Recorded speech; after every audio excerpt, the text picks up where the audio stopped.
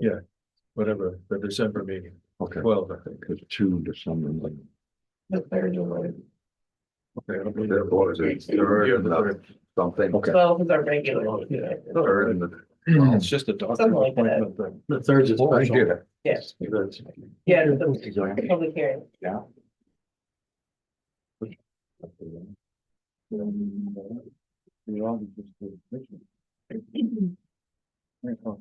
Yeah, the 12th is our regular meeting. John, we're streaming live to YouTube. When you hear that we're recording, you can begin. Thank you. Thank you very much. Okay. Good morning, everyone. This is a special planning board meeting, November 21, 2024. I'd like to start out with a quick roll call if we could. Margaret, can we start with you? Margaret Turner, alternate.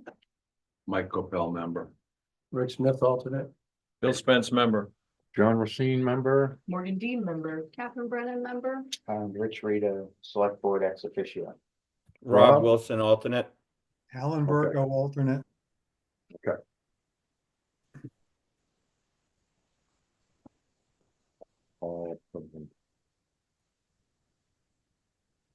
And good morning, Tara. Can you hear us okay? Yes. Okay. Okay, so, we're gonna start out with the shoreland protection draft amendment, so. I'm wondering. I would like to clear something up. We have a shore land and a shore line. And I think sometimes people get a little confused on which is what.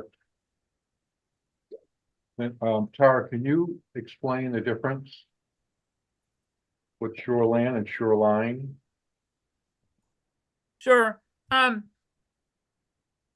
shoreland is the area along the water where we want to see a vegetative buffer. The shoreline is the actual edge of the water. So in the draft that I sent out, it'd be helpful if anybody spots anywhere that I've used the wrong term, because I have a bad habit of calling shoreline. It should only say shoreline where it's talking about the actual edge of the water, and it should say shoreland everywhere else. Okay. Thank And- you, just, And I don't have screen sharing ability yet, so I can't put the draft up. We have copies. yeah, We all, but. Steve will get her, The people online wouldn't see any edits that I make. yeah, you should be good, Tara, now. Great. Good morning, James, can you hear us okay? Yes, I can, thanks. All right.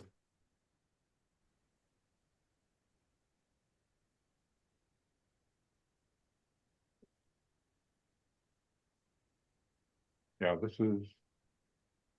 Okay.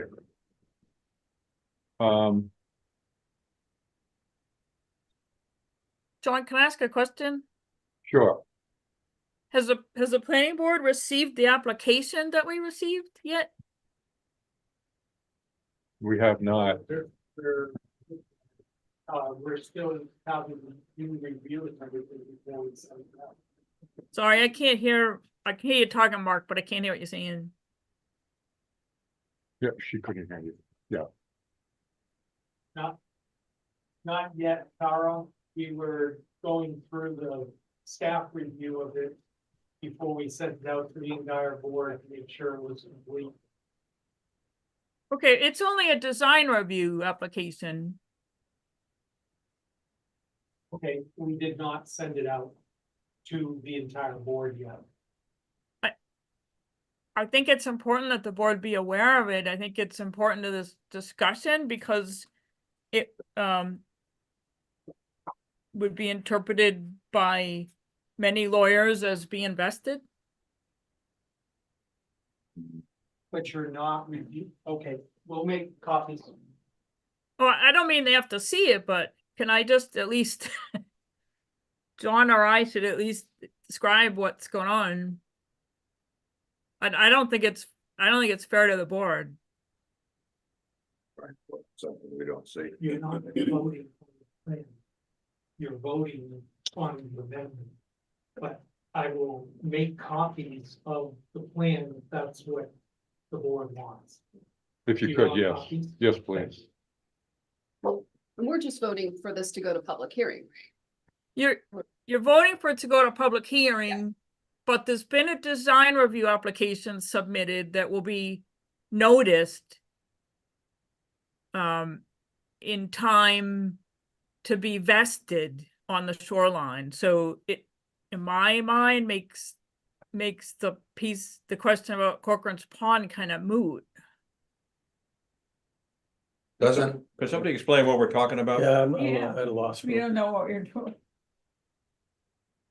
I have a question, Tara.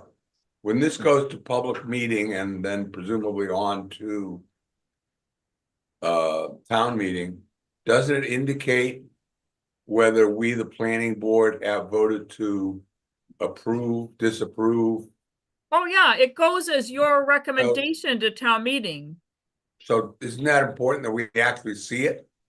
It is. Yeah, You're talking about two different things. I don't I know think- what Yeah, I can clear it up a little bit. I believe a property owner of property along Corcoran Pond, what Tara's referring to, has submitted a design review application that she thinks will have a bearing on our discussion with regard to whether or not to include Corcoran Pond in the Oh, shore land. Did I get that right? yeah. Shoreland zoning amendment that we are considering whether or not to bring it forward to a public hearing today. So Mark has gone to make copies of that for the board members to have in front of them while we are discussing this amendment. So there are two different things. okay.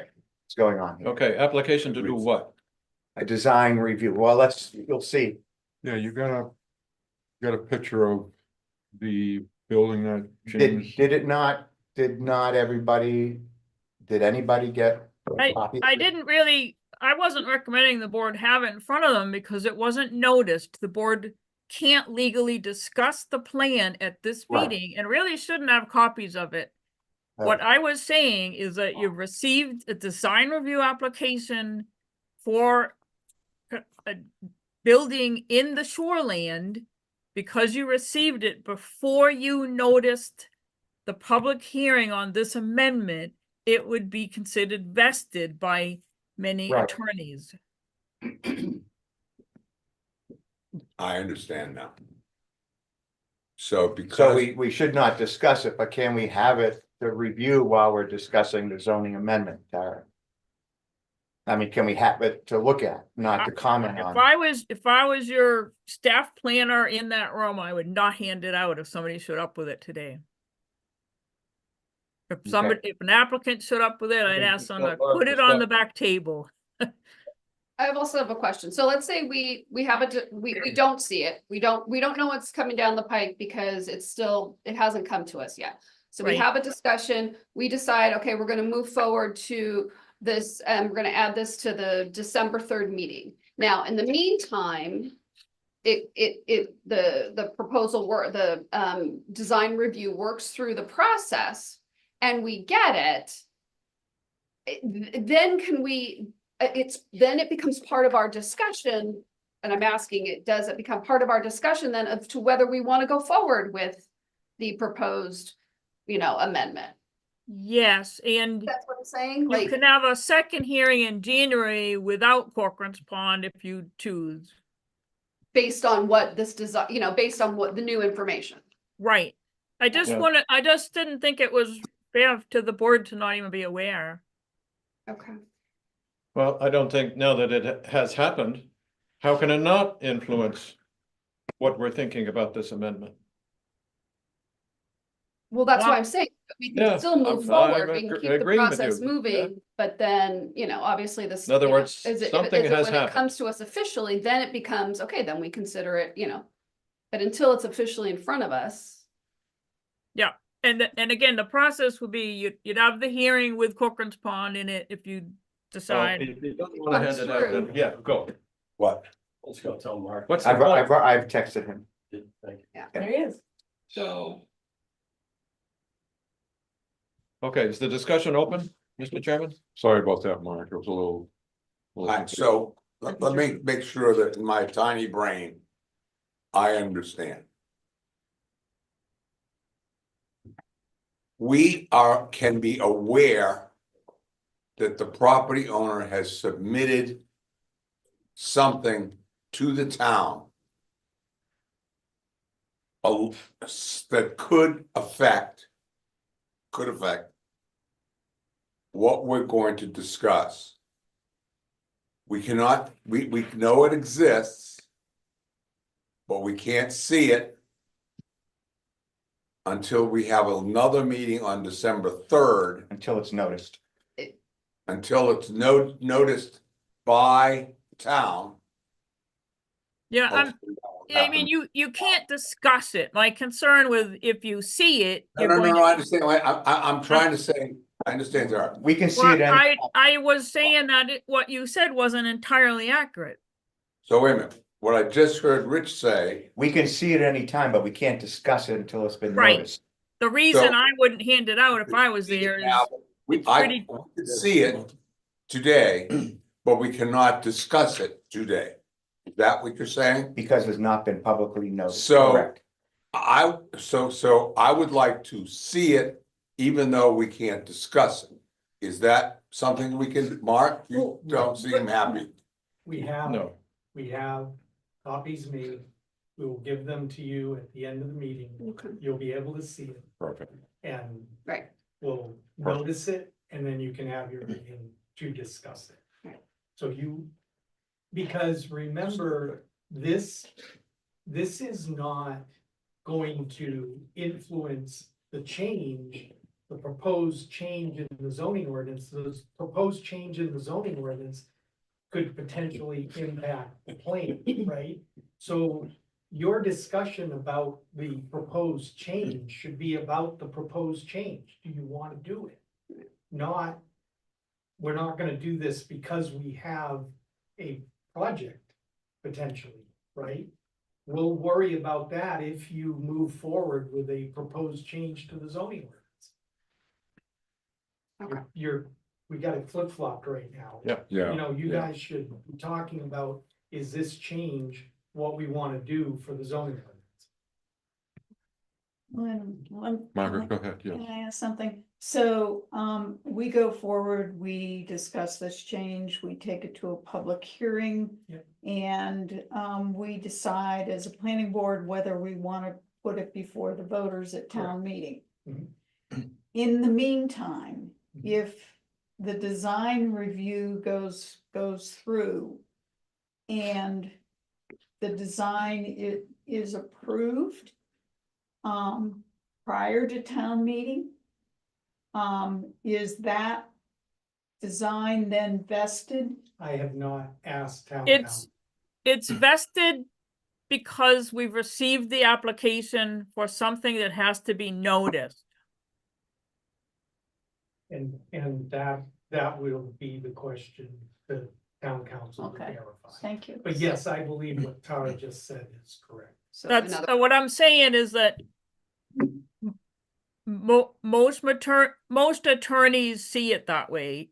There are some that don't, but most see it as vested because we've received an application for something that has to be noticed. And that is So- my experience as well. and is the term vested kind of interchangeable, so it would be grandfathered in kind of a thing? Yes, So in other words, let's. Let's not discuss this. Yeah, because it's. two In other different words, we're not issues. gonna discuss this, but that which Yeah. was just said is. We are going to discuss this as it is on the pieces of paper.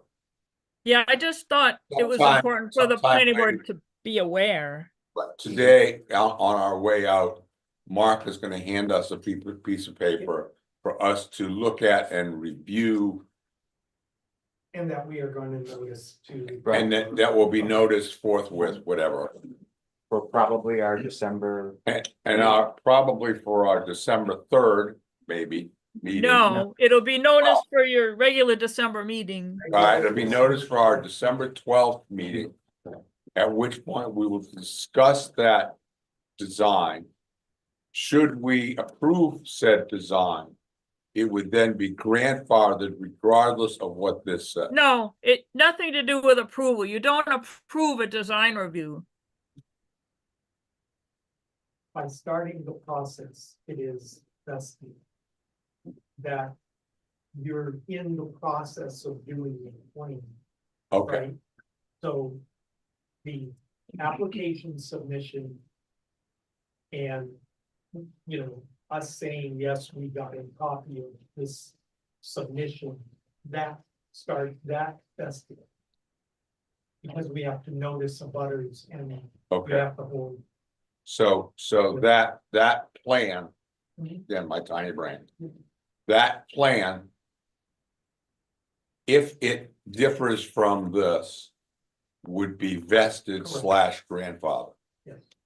Okay, that makes it clear to my tiny old brain. Yeah, Huh? it's confusing. Well, no, I mean, I think I said it simplistically. I'm learning to say things simplistically. So the amendment Stupid.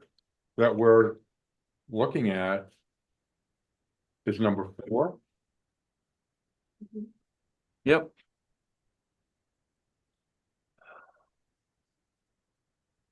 Mr. Chairman, Yes, Mr. Secretary, I have a comment. go. We've received a copy of a document which pertains to the time in 2007. A duly negotiated and executed document pertains to the transfer of Cork and Pond from the Waterville Company to the town. Correct. It governs what will take place around the pond. Currently. If we now overlay on top of that agreement a 30-foot shoreline restriction, what do you think the landowner is going to do? Huh? You know, what's the point of this? Is to protect the area around and protect the sediment going into the pond that we have to pay however many millions of dollars to dredge. Also to protect the down the river, you know, into the Snowsbrook and the river and around. I was looking at looking at the easements and then looking at, you know, the proposed plan, and it really doesn't. And you walk the area 30 feet, if we agree upon 30 feet, it would affect potentially, you know, the brew pub, which, you know, Yes, and it would protect potentially, you know, maybe you gotta move the wedding venue back a little bit, but and everything else. the is- Adventure Center comes close. But I mean, I Right, was but looking at it's- 30 feet, like if you go and you walk, it's really not from the shoreline up, it's kind of where the gravel pathway begins. The side closest to the water by the ice arena, you know, at the end of Valley Pub where that, you know, and cuts around. So it's just enough to kind of protect that slope and that area in there. And Right, but the yeah. agreement that exists defines rights and privileges that the landowner now has for the development on the shoreline, including building a dock out onto the water. when that's So still. what are you gonna do with that agreement? It would nullify those rights and privileges. Yes. Yeah, what would you do if you were the landowner? No one's ever gonna be 100% happy, and Tara's spoken to that several times about zoning changes and zoning amendments. They supersede, times change, Okay, well, then get ready for a challenge. Well, no. You're absolutely right. We, the planning board, have the right, if you want to use that word, Mhm. to make zoning changes to lots of things. And I spoke to my counsel, who made it. I can't tell them what my counsel said. I Forget what, didn't speak to anybody. But we have the right to make a zoning change. And my understanding is that should we make a zoning change, it would supersede an encumbrance. Mhm. Now, your Bill's position, all right, is if he were the landowner, he might be upset. Right. All right, he might be upset that he, the landowner, did something in good faith with the town. And the town said 17 years later or whatever, we don't care that you did something in good faith. We're gonna supersede that anyway. Yeah. Which we legally have the right to do. Did I say that Yeah. Okay, appropriately? so there's I been don't know a, about a little loaded wording there, but okay. No, it wasn't. It was not loaded. It was actually exactly right. What we are doing is we are taking an agreement Absolutely, that's what. and superseding it. You know, but though it's the same thing. So if we talk about other issues, you're gonna have one party is happy, one party is not, you know, I mean, and I completely agree with you, and I completely, you know, like, it's not an easy, it's not something that okay, but I can tell personally you, take lightly. I went through and I read all the easements, but, you know, I think that 30 feet, Corcoran's Pond is, you know, our kids swim in that. My kids grew up swimming in there, and it's like a kind of, you know, iconic of Waterville Valley to protect that. And I don't think 30 feet is intrusive on the landowner's rights. Rich, Balancing it. I mean, you know, I mean, I get it. It's not a black and white. So let's assume what's been stated is fact for the purpose of discussion. So the statement was made that this change will deal with sediment issues and otherwise protect the shore land, but I just heard it say protect the pond. I've also heard it said that anything less than 100 feet really doesn't achieve the goals that you may be expecting. So for what end are we going down this path? And I would also say, I believe, Tara, I'm not putting words in your mouth, but you wrote to us that we can control what we need to control on the shore around Corcoran Pond via our site plan review process for any development that comes before us. Did I understand that correctly? Right. Not yet. You don't have that in your regulations yet. And what you just said about 100 feet is, that wasn't an accurate way to say it. Could you please So- tell me what the accurate way is then? Because I want to make sure I understand it correctly. 100 feet vegetated buffer does a great job of keeping pollutants out. But the scientists tell us that something is always better than nothing. 10 feet will take some out, 25 feet will take some out, 30 feet is a little bit better. It's not an all or nothing. And also water quality. There's many other issues. But it's Okay. just Mr. what I Chairman, mentioned. yeah. may I make another comment? The town has had I will call it a symbiotic relationship with the landowner since the beginning of since Corcoran days. And this pond is surrounded by commercial land, all in the hands of one landowner. There are a number of things that the landowner could do that the town depends upon. You know, if we were to engage in conflict that the town needs. I'll just give you one example that I know about. And that is at the time when we dredged the pond. You know, that's now the town's responsibility. We own the pond. We dredged the pond. Where are we going to put the dirt? All the sludge and sediment that comes out of the bottom of that pond, where's it going to go? It's going to go on the landowner's land, at least until it's carted away. Well, the landowner says, you know, you guys really irritate me. You can put your dirt somewhere else. And I think that we're engaged, or we start a conflict that we don't need. You know, I'm hearing a lot of fear. That's what I'm hearing. no, it is not fear. It's not fear. What is it? Yeah. To use a word that is bandied that's around silly. right now. It's retribution.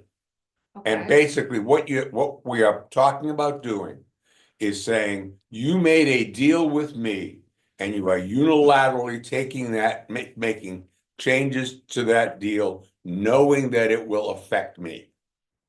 That's what we're talking about doing. But that's what all the changes do. Yeah. That's the nature of change. Like I said, that, you know, and again, my I fully my understand position is, change. let's put it forward. Let's see what the town has to say. We still have more information floating out there from what we're hearing. And see what people have, you know. Margaret, Yeah, here I am again. Can somebody explain to me if the planning board decided that they wanted to do this 30 feet? How does that encroach on the existing things? I could not figure that out from reading the documents. Do you mean on what's there already? Yeah, It doesn't affect what's there already at all. no, on all of the easements and that kind of thing. Do Well, that- easements are a land right, just like owning something with the deed. And zoning can Yeah, take but I that want away or to, change it. if we say we want a vegetative zone Overlay overlay. on that, on those. Sure. easements. Okay, on those easements, in what way would that affect the property owner? The property owner couldn't build within 30 feet and would need to maintain a Okay, vegetative buffer. But there are easements there that talk about the property owner not being able to do certain things within a certain distance, and I'm unable to figure out if we put the overlay on, are we? I don't know, I have not asked. Yeah. A zoning I can't change tell if takes everything on takes- those Things or not. Give the floor to. wait a Mark. minute, we're all talking over one another, hang on. I would Margaret, recommend- wait a minute, Margaret's still talking? No, that's okay. As I said, I cannot tell from reading all of the information about the Corcoran Pond transfer and looking at our 30 feet and saying, in what way would that affect the owner? Well, Go ahead, Mark. Maybe we don't need the 30 feet. Maybe it's already protected by what the easements say. there are two issues and, you know, what Tara is saying about the easements. I would want town council to confirm that. I appreciate her experience in doing this, but I would ask that you have town council come in with you and review this. Because I think you need to ask these questions to someone who would have to defend the town if we were taken to court over them.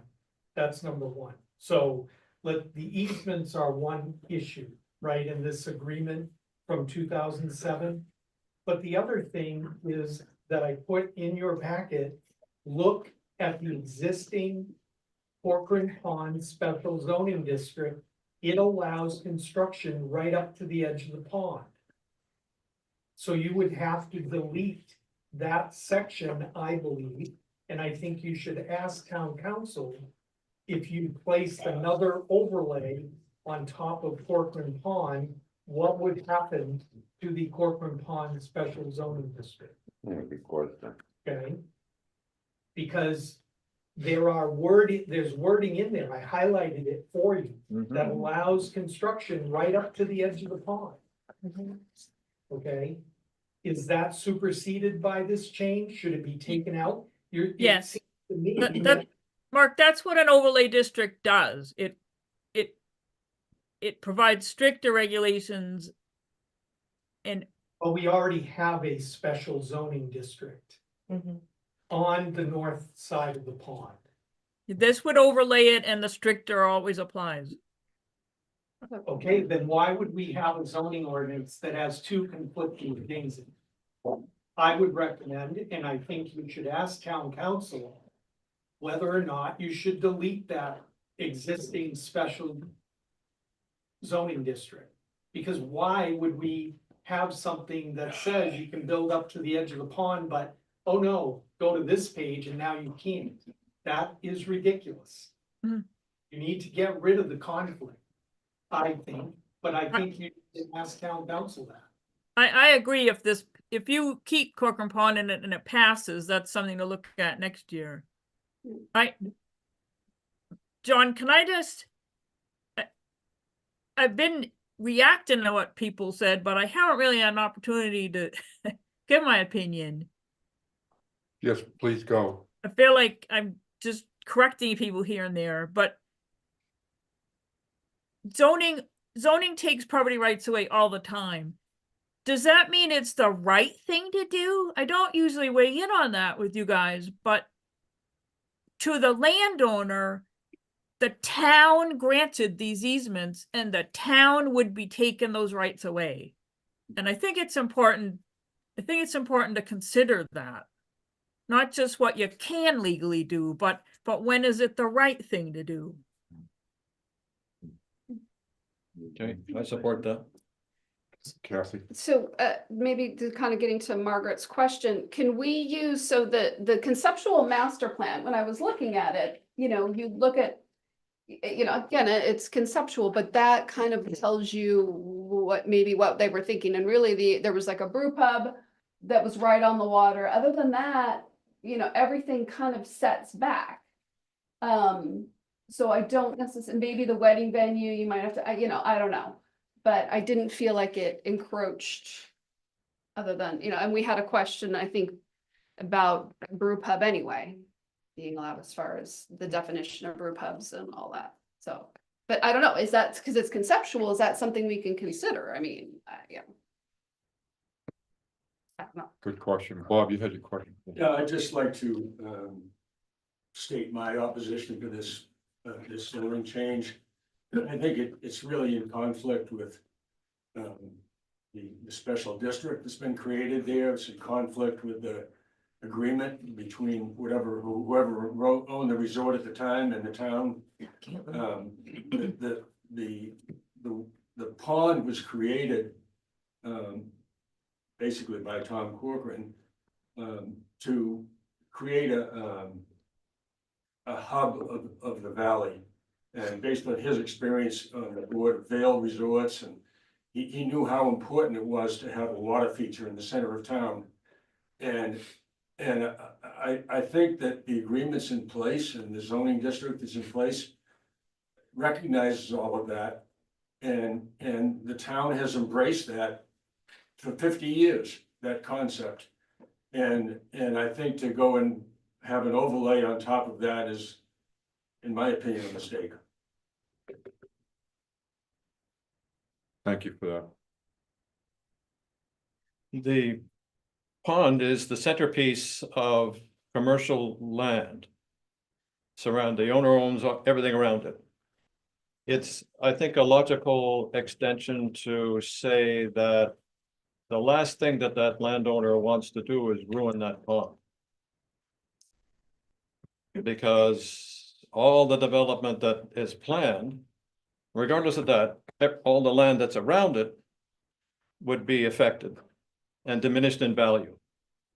The last thing that this landowner will do is diminish the value of that pond. So I'm saying that I think the overlay is unnecessary. It certainly works everywhere else in the town. And it has a significant effect.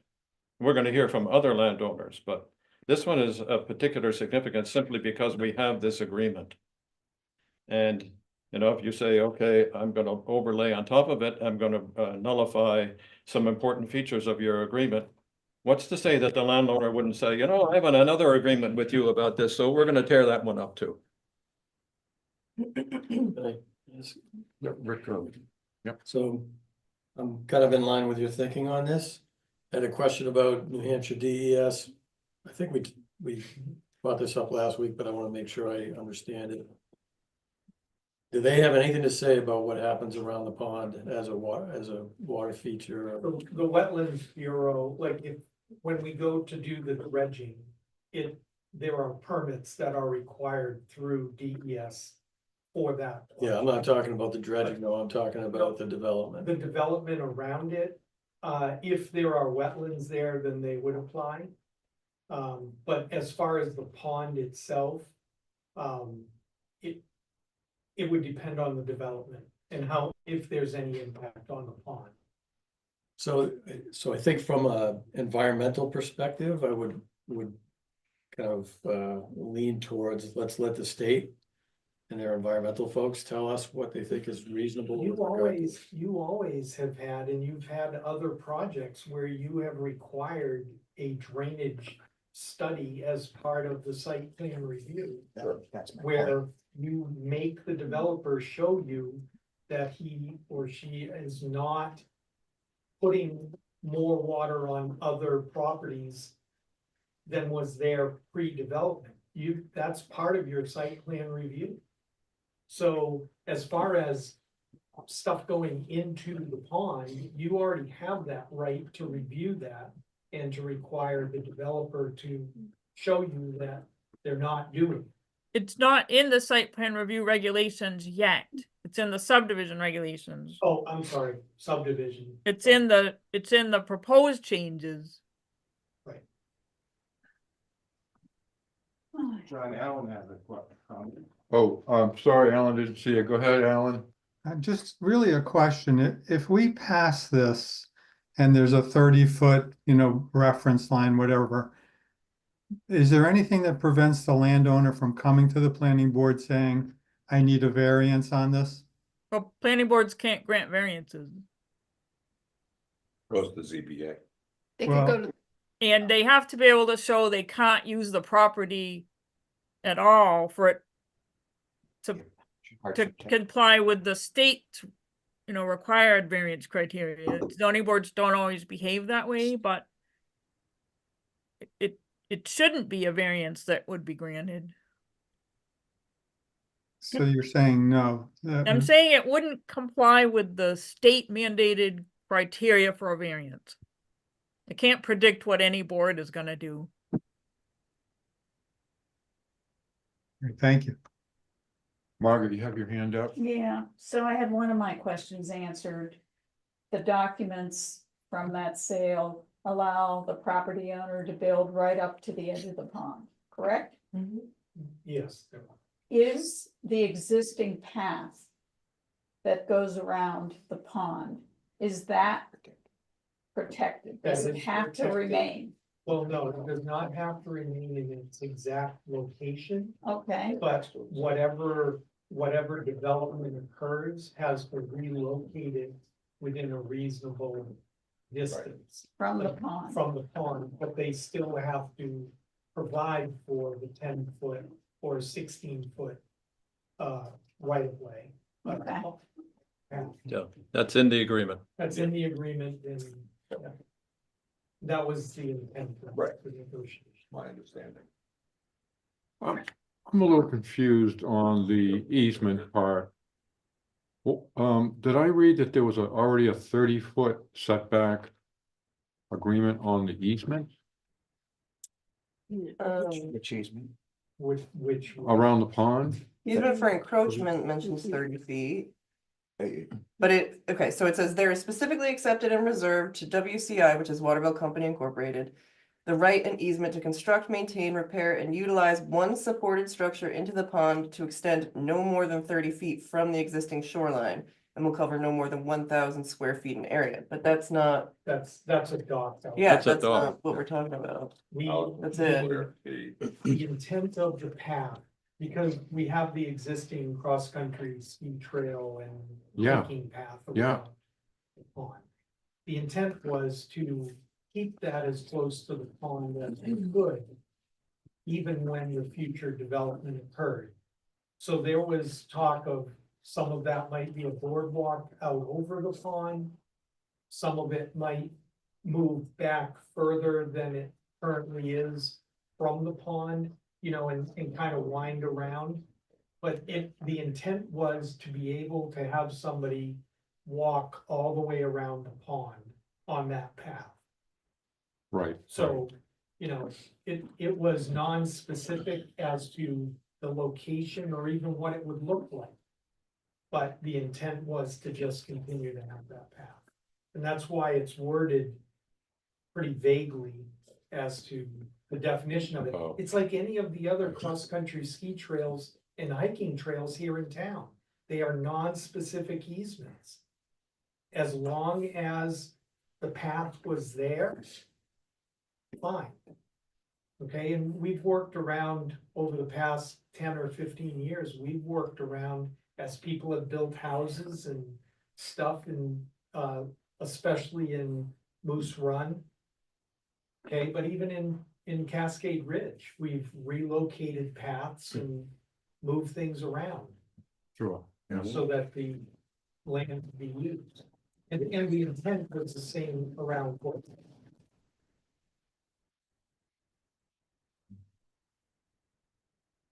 Mr. Chairman. Oh, Rich, sorry, go ahead. No problem.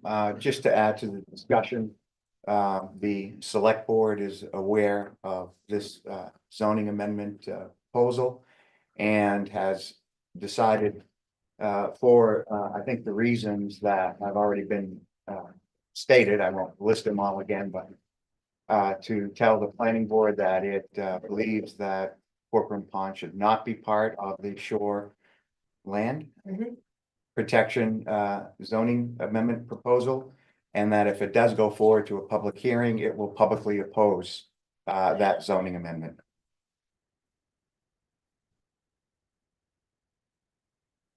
There you have it. Good point, yeah. Would you like a motion, Mr. Chairman? I think we have any more discussion on this? I mean, we should make a motion and see if we can do a little more discussion. Go ahead. I propose that amendment 4 be presented to a public hearing as written with one amendment, and that is the exclusion of Corcoran Pond. Second that motion. Any further discussion? All in favor? Well, I think you should. Oh, let's do a roll call. Sorry, Margaret. I can. Alternate, Oh, How many are oh, I'm seated? sorry, We have I'm seven. sorry. but there's plenty. You're first, Mike. Mike, yes. Yes. Yes. Alternate, Yes. yes. No, Yes. it's a matter of passing. Yeah, I just have a, I think it's a mistake to not do something for the pond. But I think that, the water quality issue, I've already said, but that's fine. That's fine. It's a tough one. yes, it is a tough one. But we have an agreement. This- Yep. So, We're just a point of order. Should we not have an alternate? How many Make votes do seven. you have? You had six. We had six We have votes. 6 votes. Somebody else. how do we miss? Who didn't You vote? didn't seat one. Did you get the people online? But they're both alternates both as alternates. well, so one of the We four have a alternates quorum, we who are don't here, have that many. one of the four alternates here should be seated.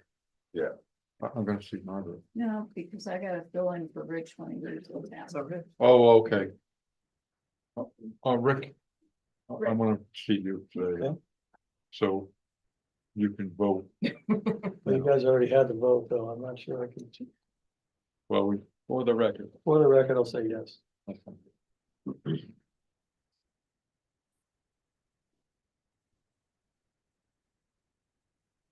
Right, wow.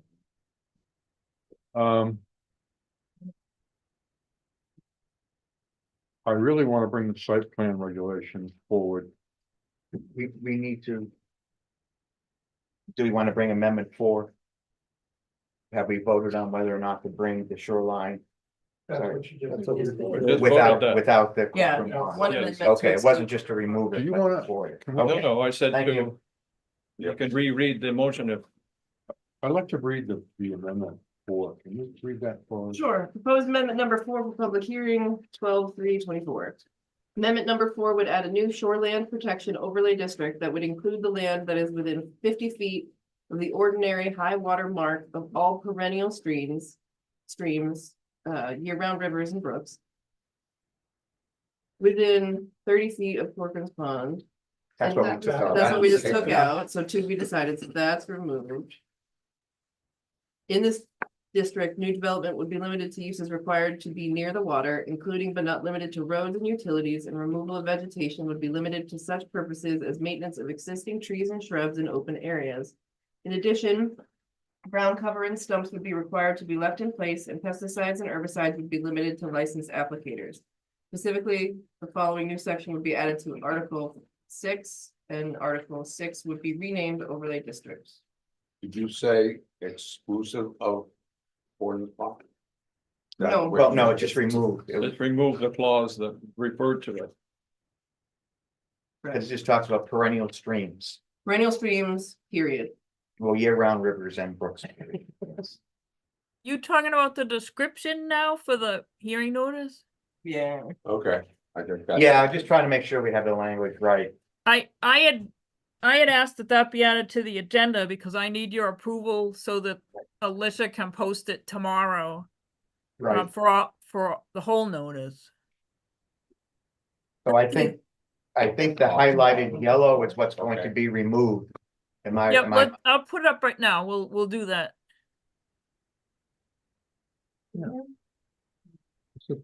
There. Yeah, Yes. you just read it. But the others I need you to approve as well. Okay. We need to approve the others. Yes. I hate to ask this question, but John, the little stream that you and I always talk about. Coming down, I don't know what that little driveway or whatever it is. Coming up off the Golden Heights area. You know that thing that comes down, would that be considered a perpetual? Perennial. No. Perennial No, brook? I showed you the map of all of them that would be counted, and it's the river, the West Branch, Snows Brook, and something I can't remember the name of that affects the little arm of land that sticks out of the village area. Okay, And yeah, and one that's through the piece of private land down in the southeast corner of town.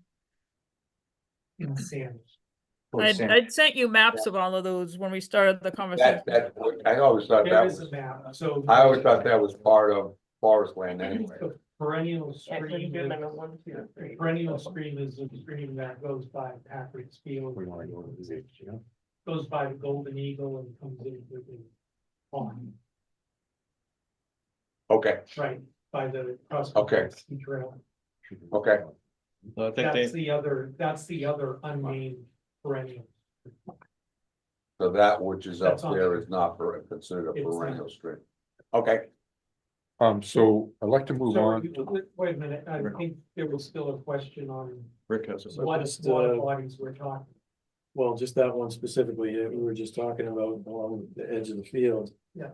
The plan that you just got, does that include the lot that's just one lot or multiple lots around Pilgrim's Pond? Can you say There's that? multiple lots. So, will there be an issue with that particular piece of No. water body? No, it's in Yeah, sorry. between. I don't know whether the stream is on town-owned property or whether it's on. Tyrone property, but we can check that. Right. You see where I'm going with that? Yes, I understand. Yeah, we'll check that. I'll go over it with James. Before the public hearing, so we can. That question.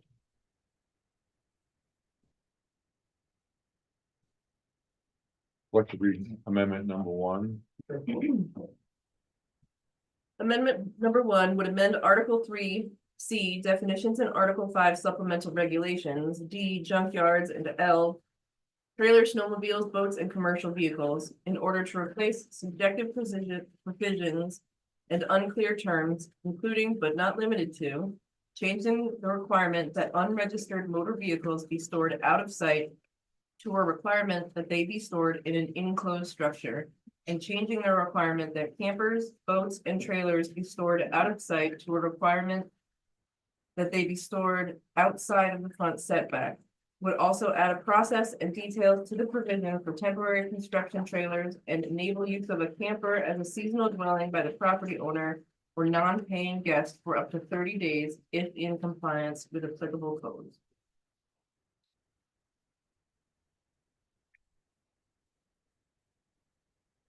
This is what Chief Fair came in and spoke about. Yes.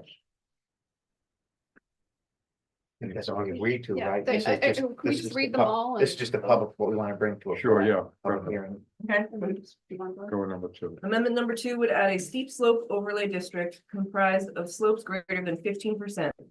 In this district, a conditional use permit would be required from the planning board for any site disturbance greater than 1,000 square feet.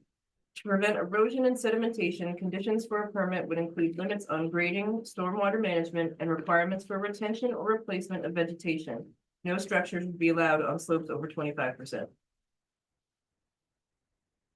Amendment 3 would add provisions to Article 6 floodplain management overlay district. To limit land uses in the floodplain to those that would not increase flood levels, increase the potential for damage to property, or increase risk to public safety or emergency personnel. The new language would include provisions for the planning board to issue conditional use permits to allow, with proper elevation and flood proofing, limited development such as building replacements and additions. New accessory structures and 1 new principal building would be allowed if no land was available on the lot outside of the floodplain. Compensatory flood storage would be required if any fill was involved. Should I read number 4 too? We already did it. Sure, yeah. Okay. Should I approve these? Okay, have to approve these. I'm gonna make a motion to move amendments 1 through 4 as amended to a public hearing on December 3rd, 2024. Anybody want to second that? Or Just had them. Okay, good. All right. Can we do an all in favor, or do you want to do an individual? Mike, I move we vote do it all in favor. well, okay, so yeah, Rick, you can vote. Yeah. Yes, Yes. yes, Yes. Yes. okay. Done. Unanimous.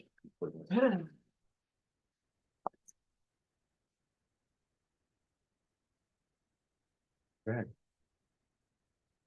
Well done. then.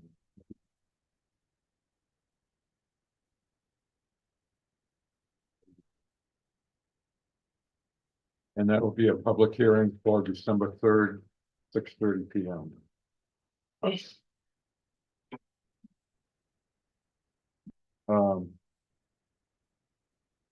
I'd like to move to the site plan regulations. I just had a question about the 3rd. Is there Zoom capability in that room? On the 3rd. Do we know where we're meeting yet? Well, the notice you just approved said you were meeting in the rec, Yeah. We- the- Oh, multi-purpose room in the rec department. You have Wi-Fi. Yep. Yes. I mean, Yes, that's for Carolyn. the. Yep. School board. Nobody else is in the- Site, pardon me? Well, I know, but I'd rather have the site plan regulation to talk about it. Because we've already had this That's gonna take in about an hour. place. Did we not ask him to come back at 9 o'clock? Yeah, we did. I didn't.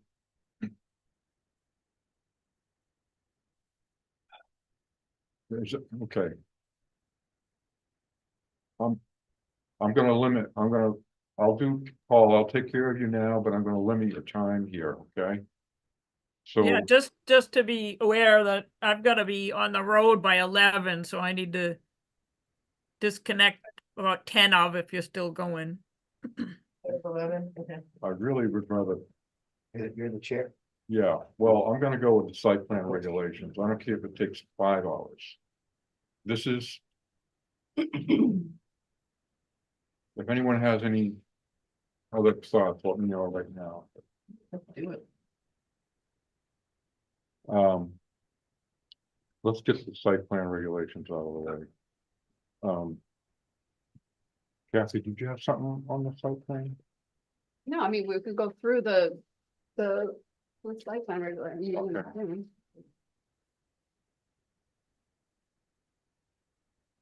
Don't have. Where is that?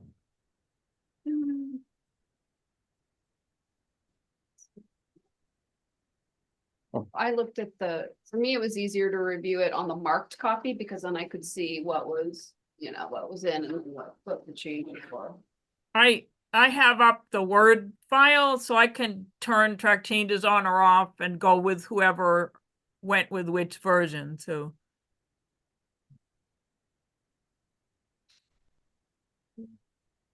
John, do you want me to go through section by section? Yes, please. That would be great. So some of this was just kind of cleanup from the past, and the section 1 authority, it's just redundant language. It's multifamily dwelling units don't include 1 and 2 family, so that those words just don't need to be in there.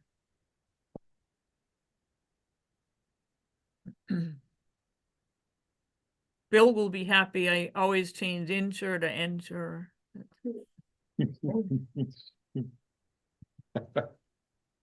So you guys, all you've had for substance is these A through C Mhm. goals, really.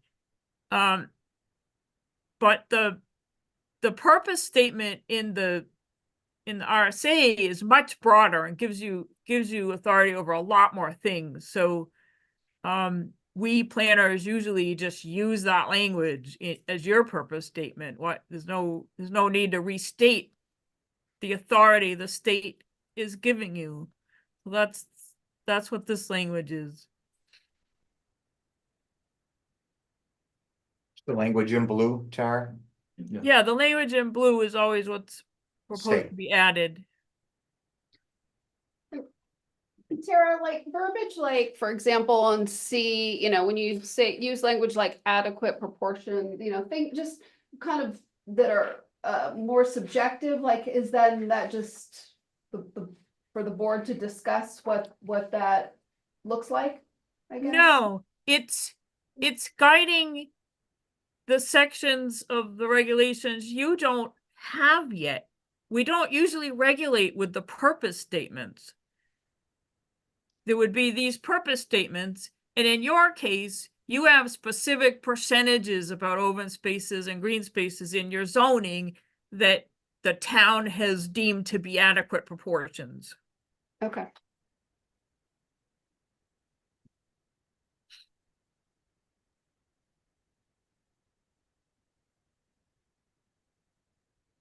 Okay.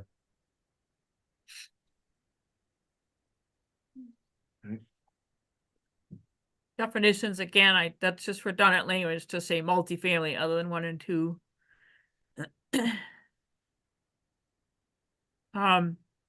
This addition in section 4, a few years ago, we added lists of exempt and minor.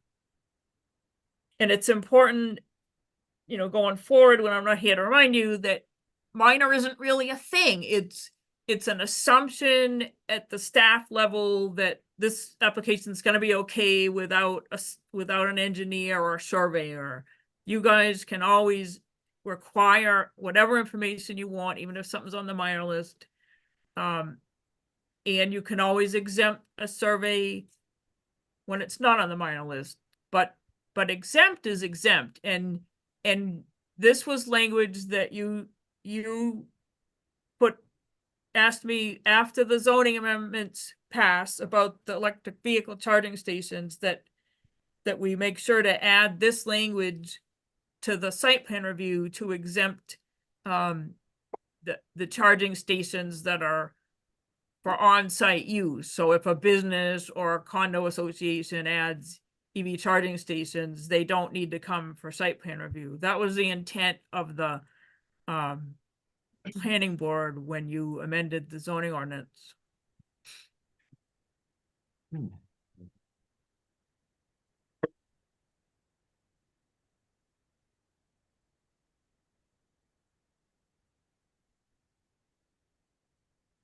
Okay. Any further thoughts on that? Okay, next.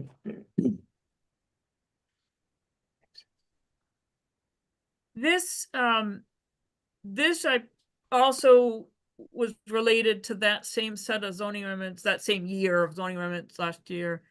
But you wanted to talk about how many times a year, or like what makes an event be exempt, and when do you want to see at least a minor? If a business has special events, how many special events and how often does it change the nature of the business in a way that you want to look again at parking and where it can be, where noise levels and all of that? When is it just part of their business once in a while, and when does it change the nature and you want to look at their site plan again? That's something you need to decide.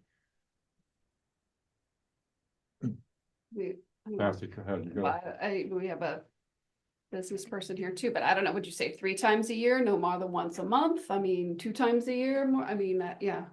Rick, hi.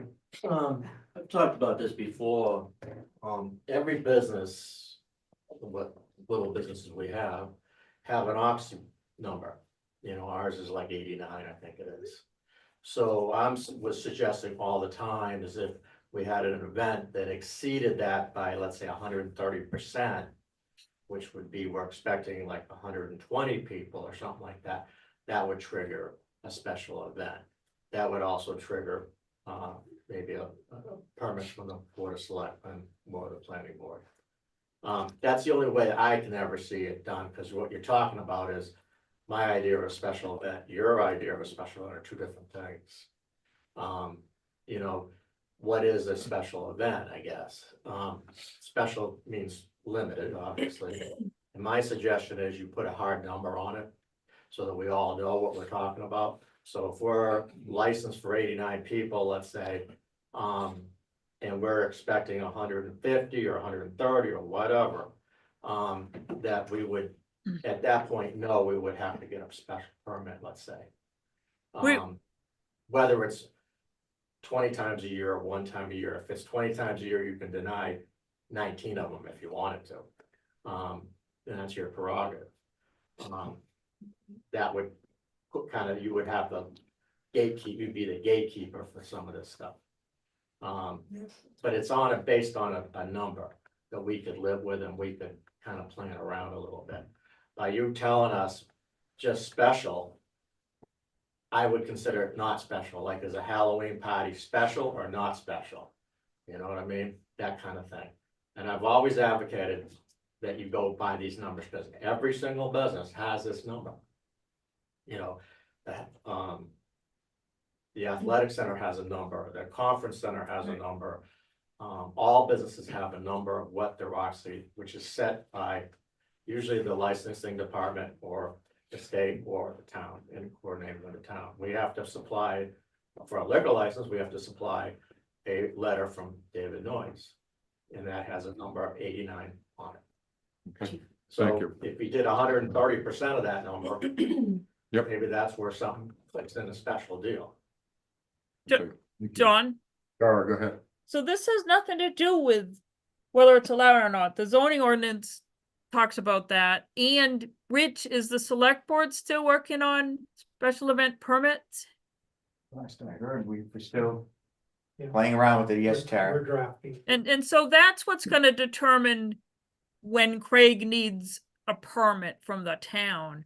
This is different. This is saying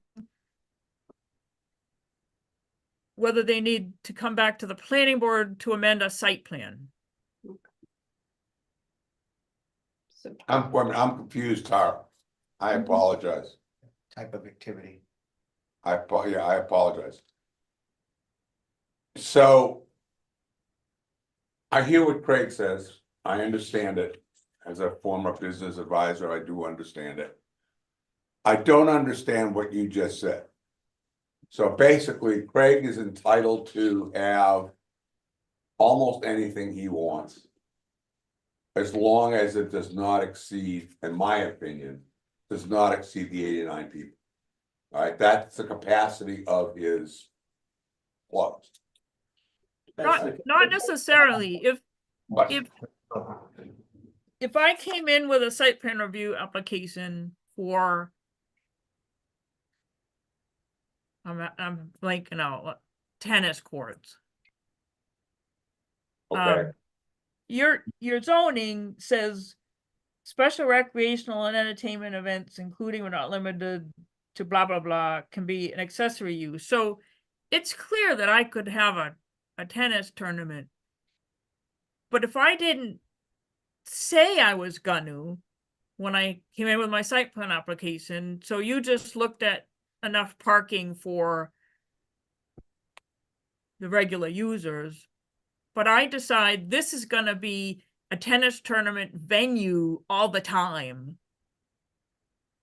Well, I kind of changed the nature of the use after you approved the site plan. What makes it, what's that threshold? So you were saying maybe two, Bill, you felt like 2 a year versus Yes. 30?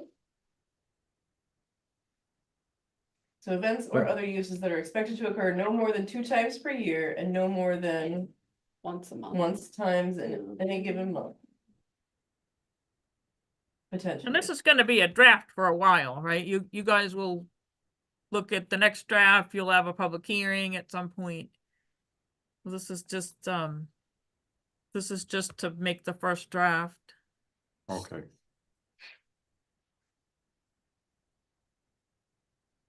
Okay. I like that. Start game, why not? Maybe that. But that wording does not address what Craig said. And it can't, it's the select board's It doesn't special matter. event permits that are gonna address what Craig said. So what Craig said is that he would have to come if he would wanted a special event. Whatever, and he would have to come to us or the select No, board. just the select board. He would have to, good, so we don't have involved, so would have to come to the select board and say, okay. I'm gonna have a Kentucky Derby party, for example, and I anticipate having 200 people or whatever, you wouldn't do 200, but whatever the number is. All right, people, I'm requesting a special permission in order to do that. That is what we are saying. That's what we're not considering. That's a not what this select is. board issue, that's what That's they're a select working on. board, They're I'm saying dealing that's with that. a We select don't board. have have to do to with come that. to us with a site plan to hold a Kentucky Derby party or a Yeah. fireworks party. Right, or- you'll have to abide by, any business owner or anybody would have to abide by whatever the special permit. Regulations state, and then they fill the application out, and then the select board decides whether to approve it or Allow. not. Yes. So I do have, I mean, so is this kind of redundant? Because No, this is for somebody who's coming with a site plan to us, saying, this is how I would like to use this. You've already, you wouldn't come to us with a site plan for the special event. well, You would just go to to let the you board of know, selectmen. businesses do change, and do flow from year to year. You come with a site plan and it could be, at this point, like the one we're working off of is like 20 years old. So things change over that time period. I don't know if the zoning officer would trigger it and tell us that we would have to come. Like the ski joining thing that we probably supposed to 2,000 people. Once a year. Right, that you could actually, there's six So it's way different to you. nonprofits here, and they all decide to do one event. That's 6 times a year, let's say. But it's not ski touring 6 times a year. What I anticipate this is more like you change the nature of the business, right? Is that what you're saying? Yes. But you have to define what changes the nature of the business, I guess. That's all I would say. Yeah, that's in there. What's it, where is it? Yeah, and I'm saying hard numbers, what changes the scope of the business. Because our interpretation, your interpretation, and the other thing, zoning has to carry forward probably another 20 years, and that interpretation 20 years from today. That's part of the public hearing process. They gotta put something on paper. This is not the be all end all of what the Right. ordinance or what the regulation is gonna be. Right. So this, Well, along that line, you don't put anything on paper unless it's broken. Well, let us get through this and we'll, Well, I mean, you seem to be tweaking the zoning heavily. So. Yeah. Well, this Let's is get- the site plan regulations, so And if we could get onto I think you need to look at the minor part at the same time, right? So these are amendments I was asked to bring to the board after the zoning amendments changed or passed in March. So these are what we talked about. Conversion of a portion of existing parking spaces to charging stations you wanted to be minor, so that you at least see it and make sure that there are enough other parking spaces left. And then you're gonna have this other, well, so maybe there's some number more than 2 times a year and more than once a month that you wanted to be a minor, rather than having to do a survey and show parking and all that. Like it's all like, these are guidelines for Craig's assurance. These are guidelines in these lists of what I said when I started this conversation. These are guidelines for the board of when site plan review would be required and what application material might be appropriate. That's all this is. Good. Shall we proceed? Well, do we want to have a different number for a minor site plan review in terms of number of events per month, per year? No. I don't think we, So you, then anything over this is gonna need a full site plan review if you don't have something in minor. Right. So what you're saying is we should have a larger number for minor? Yes. Yes. Okay, Yes. somebody throw something out. We could do 3 times a year, and we could still keep it at no more than once a month, right? Because you wouldn't want 3 in 1 month, or I don't know. that's a good number. Let's say 3 and 1. And again, this is just the first working draft for you to think about. Okay. Can I have a suggestion? To the hard number is, obviously, we're very seasonal up here. I mean, your wintertime, summertime, that kind of thing. So we're doing 90% of our events in the summertime or wintertime. Certainly not doing anything in November. So once a month is more of a, something that would happen down in Massachusetts, let's say, where you have business 12 months a year. We don't have business 12 months a year. We might have 2 events in July, 2 events in January, or something like that. I'm just saying it doesn't give us the flexibility to do that. We're not gonna do 12 events in a year, or 3 a month would be, 36 events. But we'll do more in the winter, we'll do more in the summer. And the once a month is, Again, this is site plan, though. It's not it's permit. what it is, though, what it is what unfortunately. I think Or the- Craig has a good point. I think it might make more sense to say 2 times in any given month here. Okay. You're gonna have like the tennis club having summer events, you're gonna have winter events in the ski areas. I think you made a good point. I think it's important for Craig to understand that this isn't saying what he can or can't do. It's just a guideline for what application materials, when the planning board might deem it a change of use that they need to come back in, and what kind of application materials might be required. Yeah, the change of use that we're talking about is somebody could make a complaint to the zoning officer, and all of a sudden we are having to do a new site plan review on something at the last minute. That's what this is gonna trigger. It's not the existing businesses are existing businesses.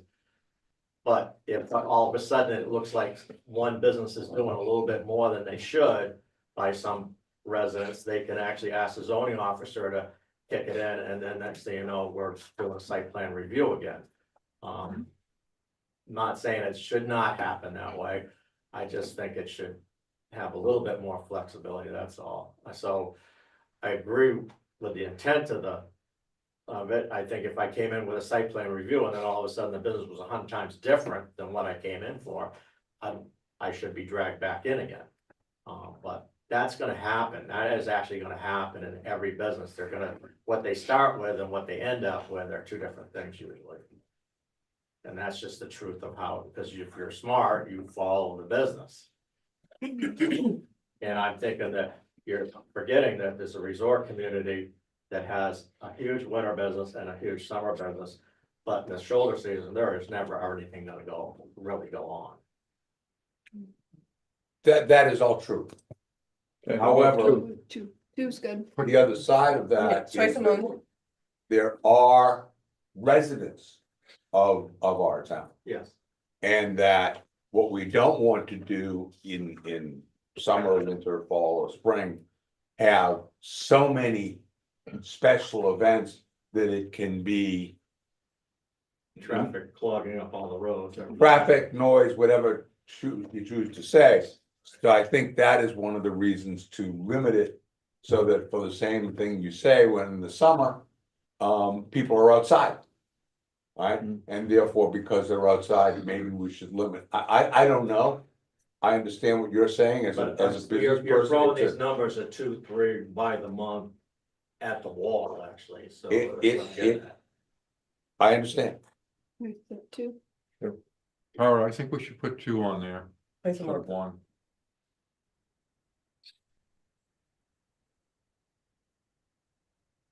Moving on. Moving on.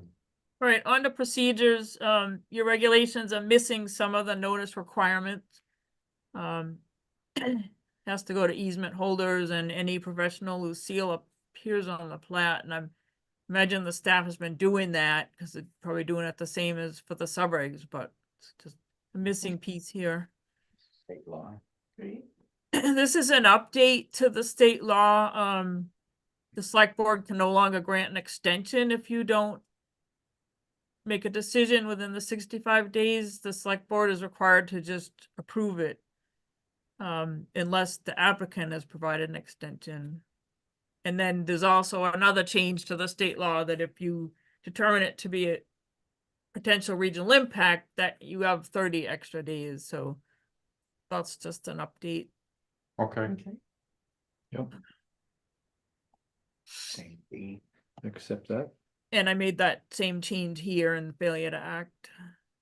okay, And I'd rather just refer to the state law as what happens rather than put all the details for the select board. okay. Because honestly, some of us are hoping it changes again, because what it used to say, the select board gave you an extension and then, and that's the language crossed out in red, and if you still didn't act, then the select board approved it unless they identified in writing some specific regulation or ordinance which it does not comply with.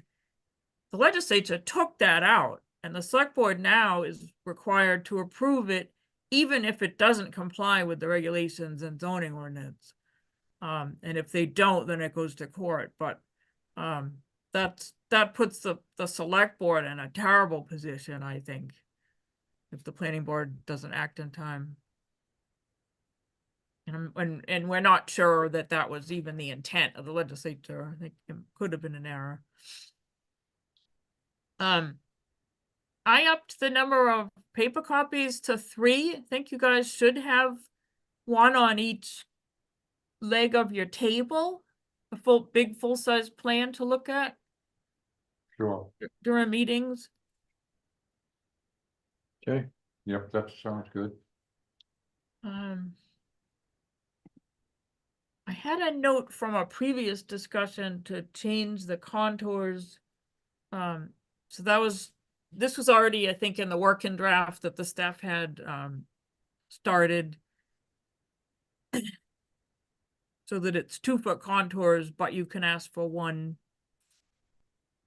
That's more typical. There's all new language for the stormwater part of the application to go with the strengthened stormwater management.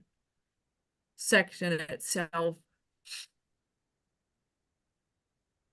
I like it. I'm hoping you guys read this and have your comments in front of you, so we kind of quick.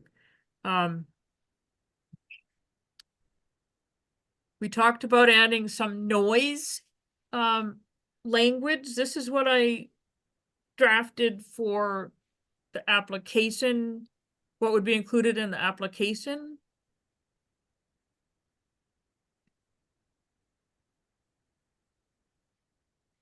And it's language I've used in another community. Yeah, that looks good. Got it.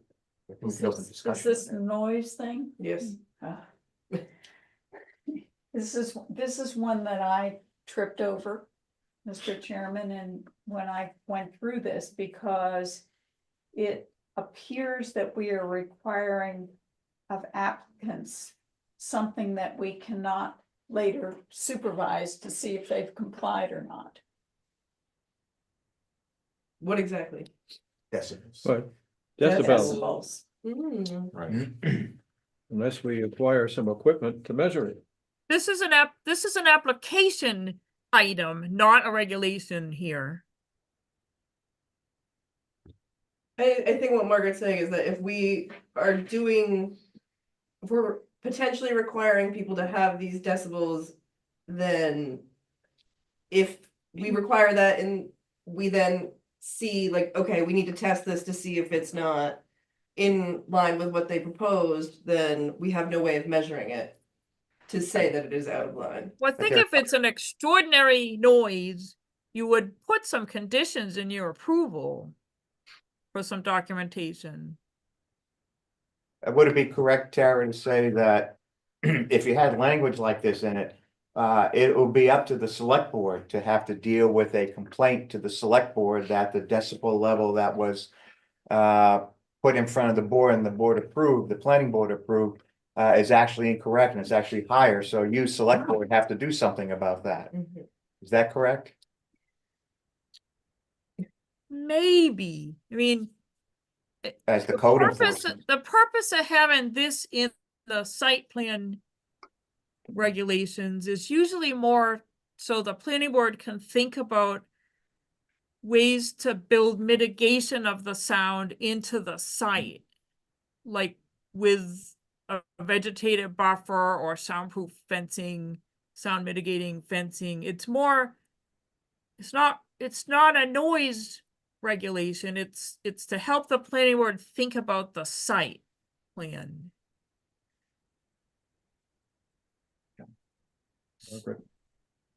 So I'm not sure. Here I am again. So I'm What- not sure if I'm not sure if the sound being larger than they put in the application would be a violation unless somehow the planning board put monitoring of noise I see. in the language, in the notice of decision as a condition. I see. That's how I think about it. Margaret, go ahead. Yeah, so why would we not just say applicants may be required to provide a list of remedies to reduce impacts of noise to neighboring properties and public areas? Because Because you of course can't, it you would might be- not be able to determine whether what remedies are appropriate without a professionally prepared noise report. I ran into this in another community. There was a ATV dealer who withdrew their application because they were required to do a noise study, and it led to some expensive fencing. So I mean, it can change things.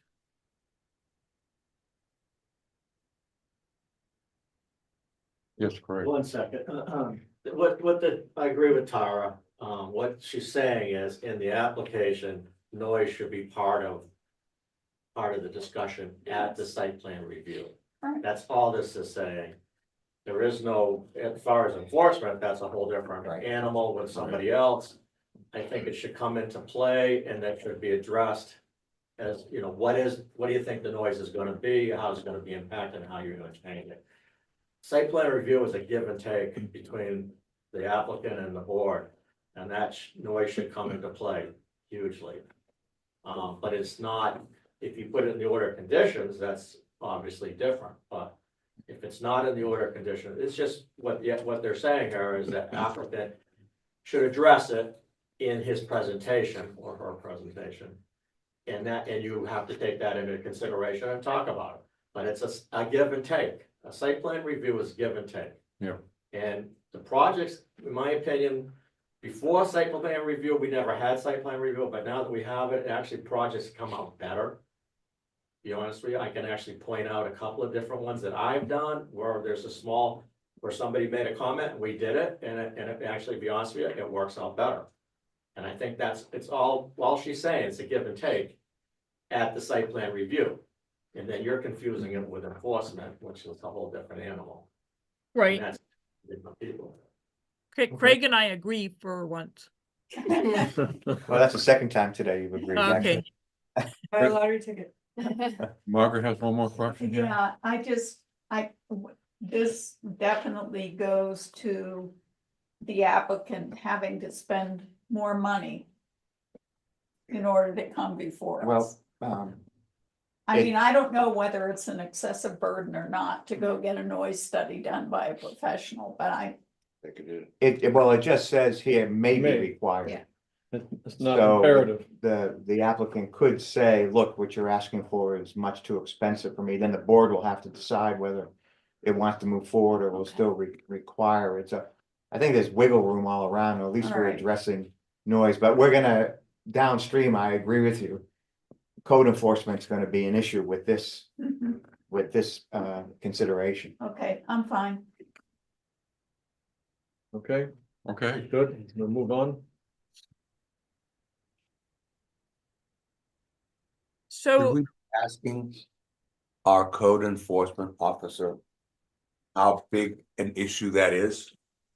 it's an application requirement. Can we What? get to the standards and talk about it when noise comes up there? Sure, That's just an application requirement. That- okay, You guys talked about noise so much with a previous application, but you had nothing in here that let you do that. I'm trying to make it so if something like that happens again, you can talk We about can it. Legal discussion. So, Okay. So some of these changes were things you talked about in the past that you wanted to see. Some of these things we've talked about the fact that you don't have any standards really in your site plan regulations. All you had are goal statements, and it's really tough to regulate with goal standards. And that's why you couldn't talk about noise. So what I've done here is suggest some language just for your consideration. I expect you to make changes. Language that I've used I've picked and chosen from ones I've written for other towns. It's language that's been reviewed by different town attorneys, not necessarily the same one you use. In some cases, it may be. It's just some typical language for your consideration. It's language I think would be a good fit for you. And the first one it is not from another town.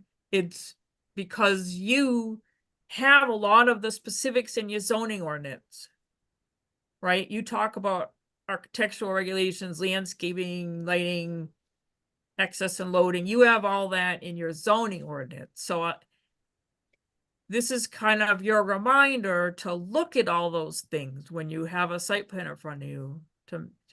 It's a reminder to you, your next planner, your staff, to look at those things and that those are part of the site plan review process. I understand. And a reminder that you can be stricter. Okay. Yes, because it says the planning board may set more stringent requirements. Right. That's fine. yeah, I had a question on C, but I don't know if are we done with A right now? Yeah. I think A is good, Hold on. Tara. I have a Okay. question. Where it says the planning board may set more stringent requirements. When or how do we tell somebody that we're doing that? Site plan review. During the site plan review process, and So, and I've given you examples of the kinds of things that justify that in the last sentence. yeah, I just, okay. I just have a real problem with saying, these are our rules, and then you come in and we're gonna say, well, we provide provisions to do that. I have a problem with that, but that's just me, so. Okay, An example, we can tie the last two topics together. Noise. There could be something very noisy where you want more of a vegetated buffer than is written anywhere, right? Because of the nature of the development. We can move on. C is, these are the construction standards that are already contained in your subdivision regulations. It's just, to be clear that they would apply to any roads or bridges built as part of a site plan project too. So it's just for consistency across the documents. Similarly, this is the same stormwater management language that's in, that was added, we added to your subdivision regulations. Well, so my question, can you just talk about it? It just it didn't make sense to me that the sentence, okay, so what is it? I had more of my sentence, it was a comma. It's the same as in the subdivision regulations, except number 11. I don't think this is the source that's in the subdivision regulations, and that's because DES changed the source that it uses in the meantime.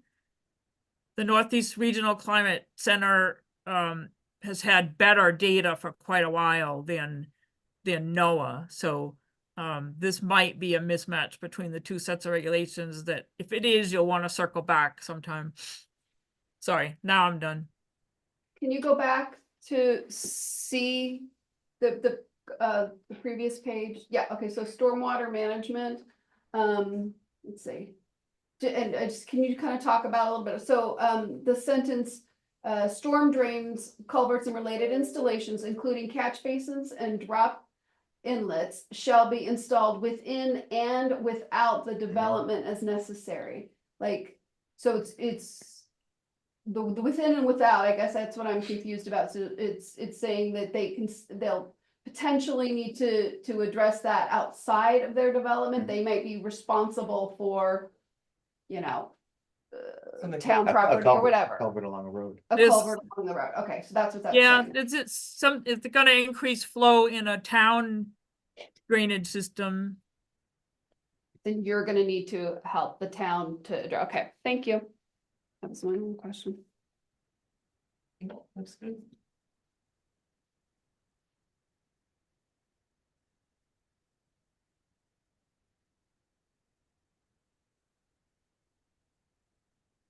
So this should be the same as in the subdivision regulations, except for that one thing I mentioned. Okay. And the key thing is, you're kind of mirroring the DES alteration of terrain requirements, even if the project is too small to trigger a DES alteration of terrain permit. You're having the same expectations that, because a lot of small projects that are allowed to increase the flow could add up to something significant and damaging of the town infrastructure. Number 12 is really the key, that you want to see development deal with the stormwater on site.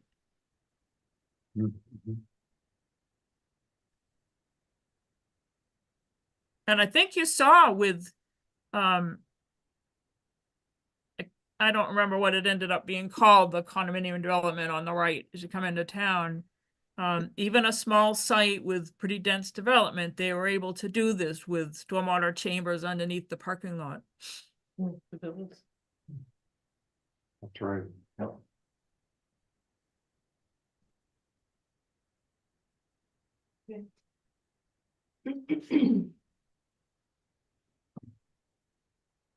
That's good. We can move on.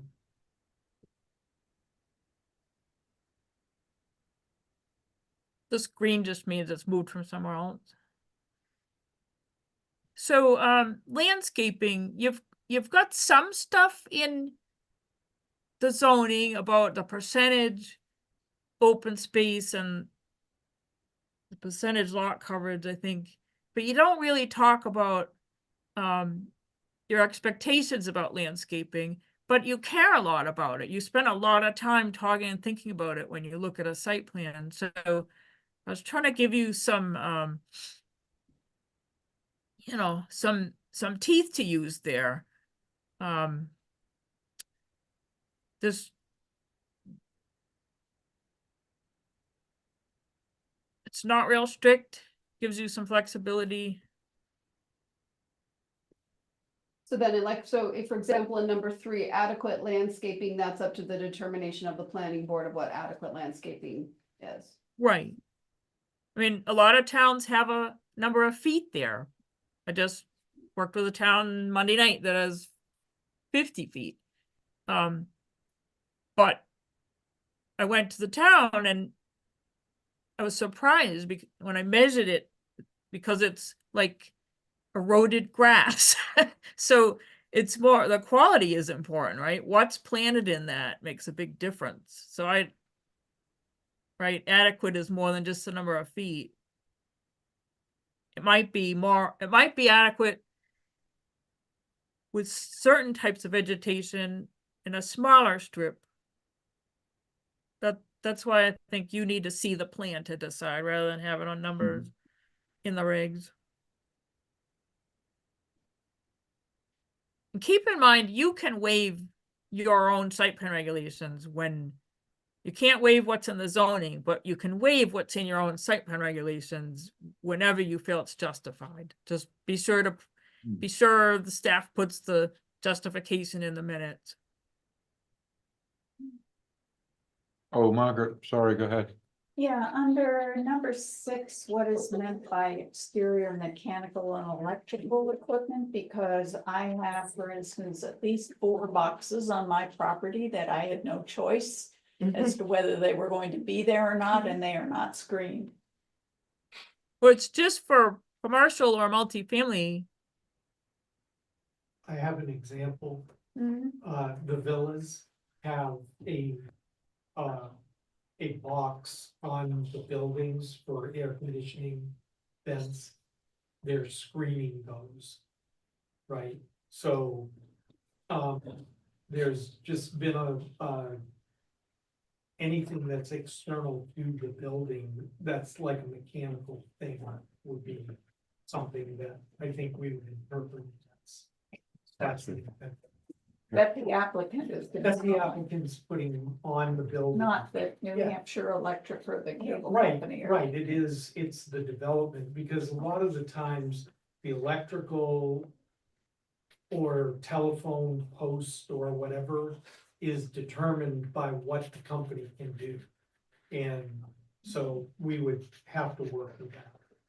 Now, anybody that has pre-existing, my air conditioning unit, for Yeah. example, that's grandfather Yeah, this is going. going forward. Okay. We're good on that, Kathy? Mhm. We're good. I think we're good today. Snow storage, Anything else on landscaping for now? Nope. no. No storage, you always ask about it, but you didn't have a requirement for it. Okay, Should be there. Yeah. great.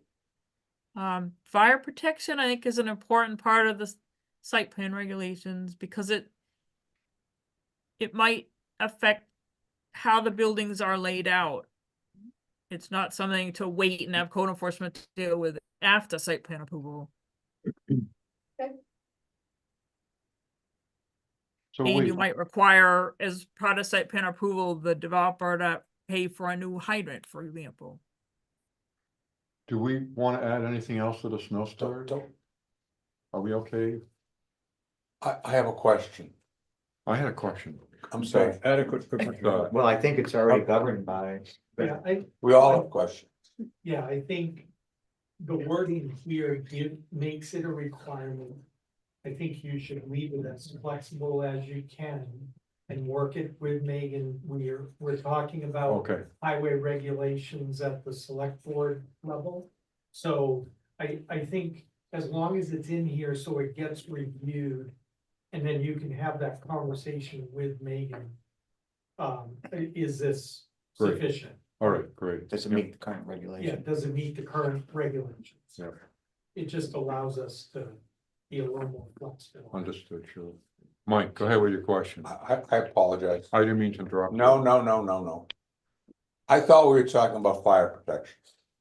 Yeah, we went backwards. We went backwards. We went backwards. Yeah, just And for a fire second. protection Okay, is so- the same thing. So but the question I guess I'm asking, and maybe that's a question I should ask Dave or somebody, is that, and I'm taking the development around me, for example, where fire hydrants were put in at specific locations. Mhm. And just because I'm a nosy person, I tend to ask people why things are put in specific things. And I was told that in a development of certain size and certain numbers, fire hydrants had to be put in blah, blah, blah, blah. There's life safety code. There's a life safety code by the state or the federal, some big time organization, it's the state. Are we saying that there's something in addition to that? No, what I think this does is give you the opportunity to have the conversation with the fire chiefs about the location of buildings, the provisions and who pays for a fire hydrant that's required or whatever as part of the site plan review process. Okay, And- I can, and that's not gonna understand And the that. location of landscaping, because Yeah. We had that discussion over the villas about that parking area and landscaping in front Yes. Yeah, and, but this is different, yeah. well, no. That was to get access for the fire apparatus. Oh, we actually had it, Chief Noyes weighed in on that Yeah. yeah, discussion. and we saying- actually had it down where I am, when we put the hammerhead in at the Yes. end and stuff. Exactly. Yeah, Yeah. okay, Yeah. I understand. This just codifies it. No, I needed to understand. that this happens as part of the staff review anyway, but it's good. And that's one thing I'm trying to do is get things that are, that you do and get it in the regulations. Not asked. Are we on to G? Yes. Yes, Please. So, do any of you remember Bernie Waugh? No. No. So he was the land use attorney. He's now retired, but he was land use attorney that for a couple decades we all looked at as the source, right? If he said something, that was it. He was at Municipal Association for many years. He then went into private practice. His firm is still representing a lot of towns. He wrote this language for another planning board. And that's kind of why I can feel like I can hang my hat on it, that it's reasonable to have in here. You can have a site plan application that meets all our requirements, but you see something else about it that you're very concerned about, and that this enables you to address it. For example, It could be, on a bend that, suppose the shoreland overlay doesn't pass. And the floodplain overlay doesn't pass, and the proposal is to build something right by an eroding piece of the river or brook, where you can see that it's eroding right toward where they propose some building. This is language that would let you address those other concerns that the other sections didn't really hit on. So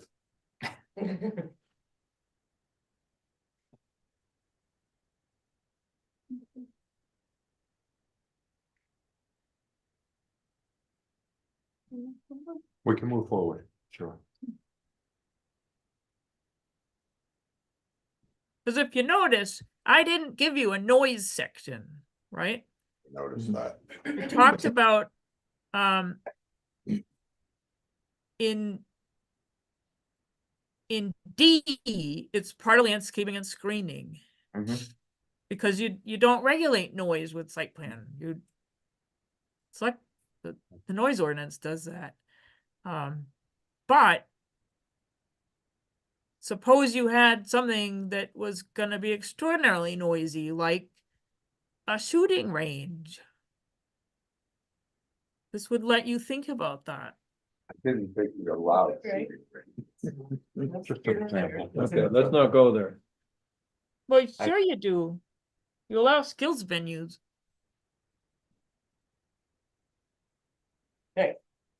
Having the option is, these are guidelines, I think Yeah. it's fine.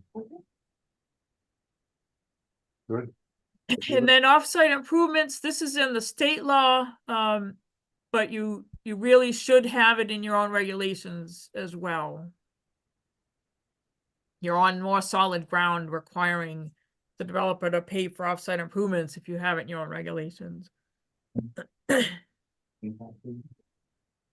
We have a CIP, so we can have it back.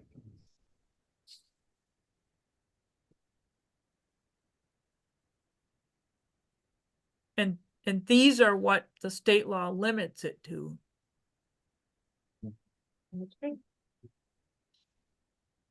It doesn't mean a developer can't offer something else to be a good community member, but these are the only things you can require.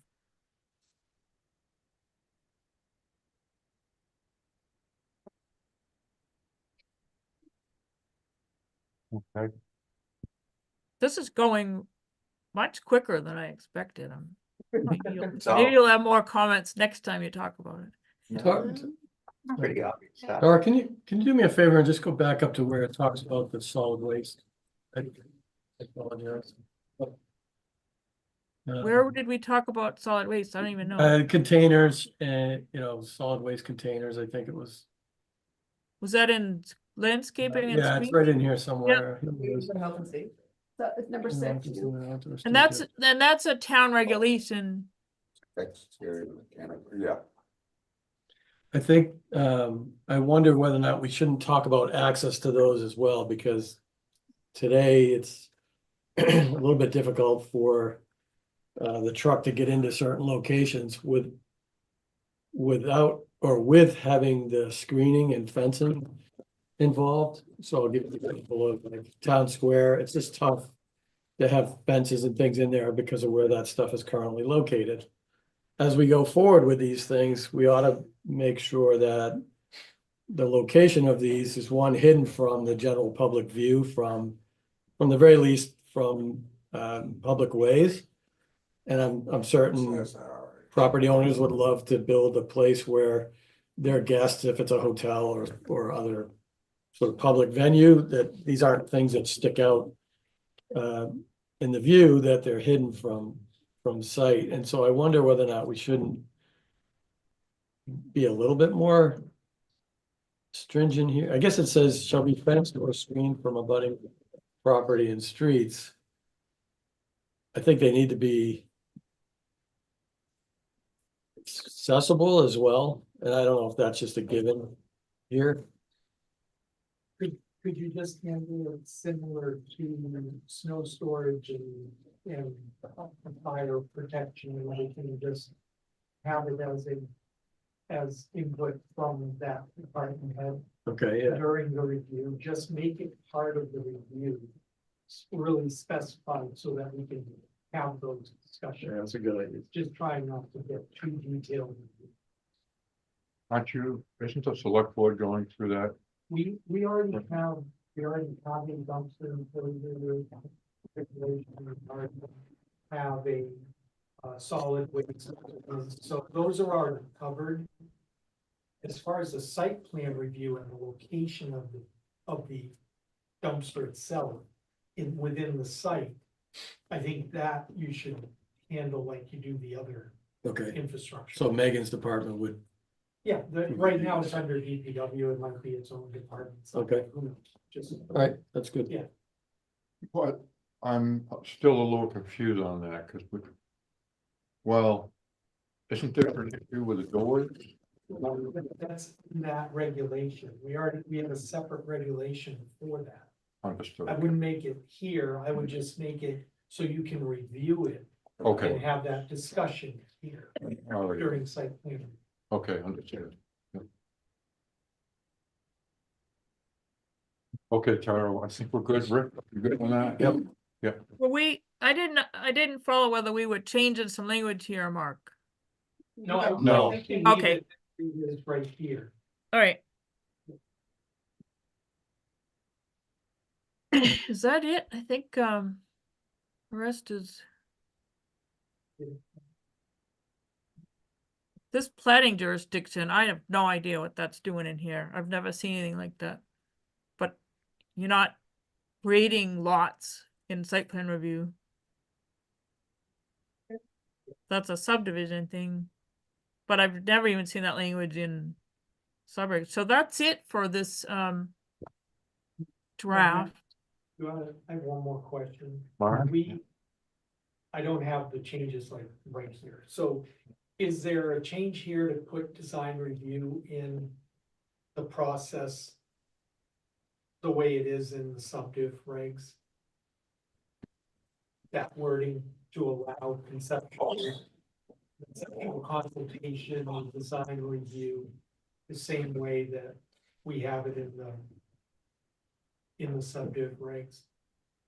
I forget. You get that, Tara, okay? Yeah, I know what he's asking. I don't, let me, search.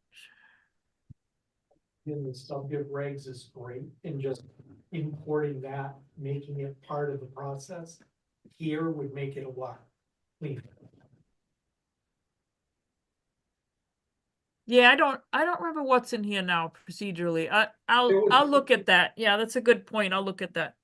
Okay, I think we should include that. I'll make sure that that's in the next draft. Great, thanks, Mark.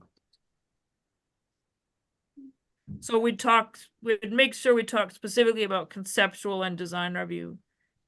Yeah. Or, so there's a weirdness in state law, where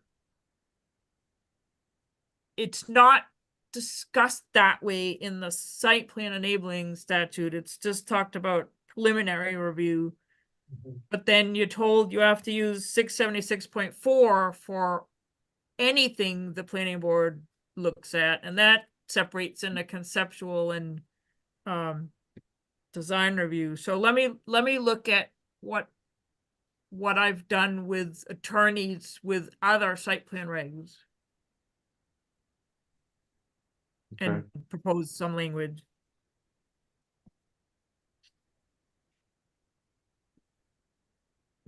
John, can I ask a quick question? Yes. How long are these, so let's say we approve a site plan. How long are those, if there's nothing that's been enacted on that plan over a period of time, I know we're beholden to timeframes with regard to approval, but are there timeframes for something that doesn't happen? Completion. Yeah, you're supposed to be putting that in your notice of decision, Notice of decision. That's where that goes, okay.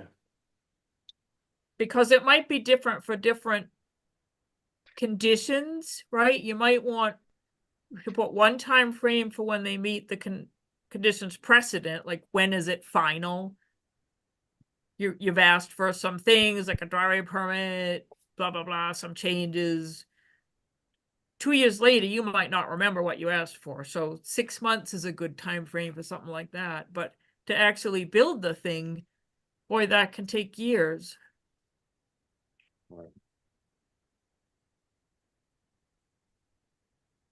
Thank you.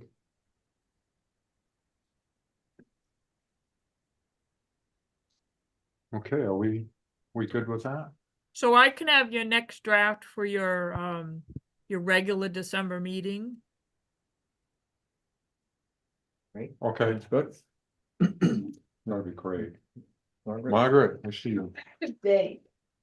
I don't understand what's going on there at the end. We had all the review dates in, and I assumed that this review date, whenever it ends up being, would also be included? It's all on the cover, I think. I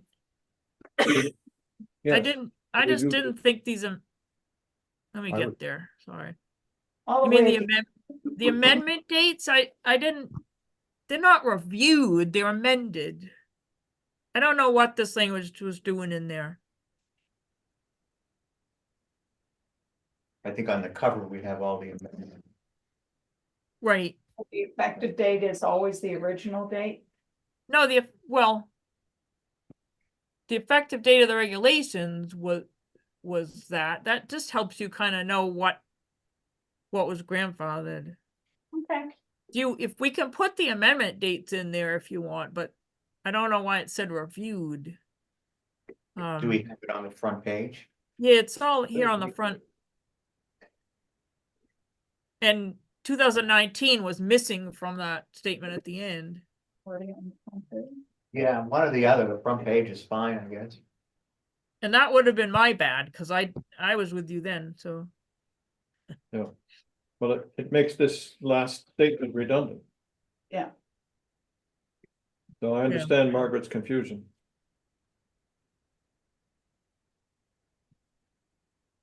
But this is just the cover. I think you do need this statement that site plan regulations went into effect in 1981. Got us. Okay.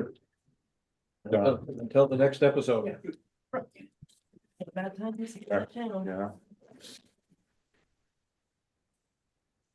Thank you, Tara. Thank you, Tara.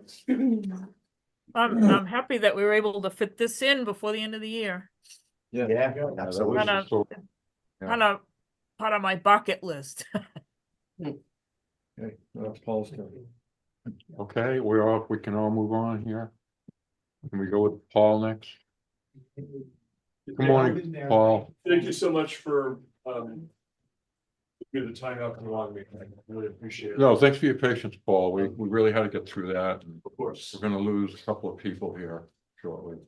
I'm gonna just, pass out some information to everybody. I've got, for you guys, I've got 7 copies of the 2 you could share. Sure. And, Alicia can pass that to Mark. Pass it on, Margaret. So it's basically a cover sheet, which sort of states sort of question that I posed last week. I'll just do it. And then, just some additional detail on some maps. I'll just go through the maps and just provide a little bit more detail and context. There any way to get copies that, to me, that I could screen share with Rob and Alan? I can email him. You have a. I'll email you.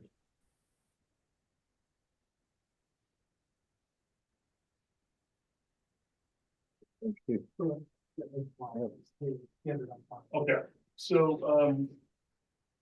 I'll just start with the sort of question, which I raised last week. It's got a cover page and then. Yeah, it's a cover page and then a bunch of staple maps.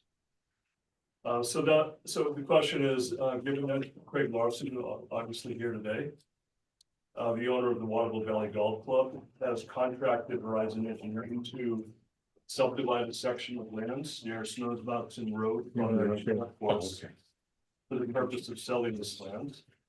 I'm seeking the planning board's opinion on submitting a warrant to rezone the subdivided land to LDR in order to build a house. This is just my contact information. That's sort of my residence in Waterville Valley and my mailing address and contact information. So there's 5 maps here. And the first map is what we looked at last week. And just sort of highlighting this as a good starting point. Won't belabor that. So I'll just go on to the next map. So this is just from a website. It's the state of New Hampshire. They have parcels for the whole state. And I thought this would be good for providing sort of context to see the land in relation to the golf course. You can just kind of see the outline of the Criterion Trail. There's some breaks in the trees, and then the trail wraps around the backs of those houses at the Moose Run subdivision.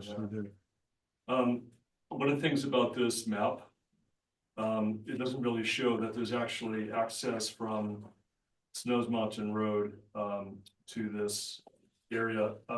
If you were to blow up the first map, there are lines showing this access, but it's gonna be clear on a 60-year map.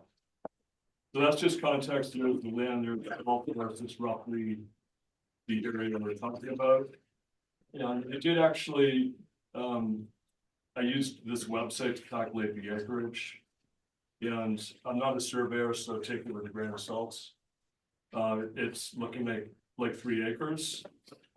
But one thing, if you notice on this aerial map, one of the the properties on Moose Run, it's overlapping that zoning line. The middle property, you can see that sort of outline of that house. And so I guess you would want to subtract some of that area from that total acreage for that zone. So that's map 2. So map 3, same map, but different background showing the existing houses in BE building envelope. Kathy was asking about, hey, Paul, where would you build this house? So what I did is I looked at that house just to the southwest at Moose Run, and I took measurements off that house. It was 40 by 60, and that's sort of could be a size for a 3-bedroom house. So I just sort of plopped it in this area, which is an obvious place to build because the ground is relatively level. As you go south of that building, that proposed building envelope, the ground drops off quite a bit towards Moose Run. Sorry, I have it on the screen now. Can you tell me which page we're on? 3. Thanks. Yeah, next page, Tara, that's it. Yeah, so that's, Kathy was asking, Paul, where would you build? And so this is sort of a speculative building envelope, BE, that gray box there. And as I was saying, it is relatively level there. Below that building, there's a pitch, gets fairly steep as it goes towards the Moose Run area. Then there's also a drop off to the southwest towards the golf course. And the fact that there's access from Snows Mountain Road to that relatively level areas, it's an obvious place to put a house. So I thought I would throw that in just for a frame of reference.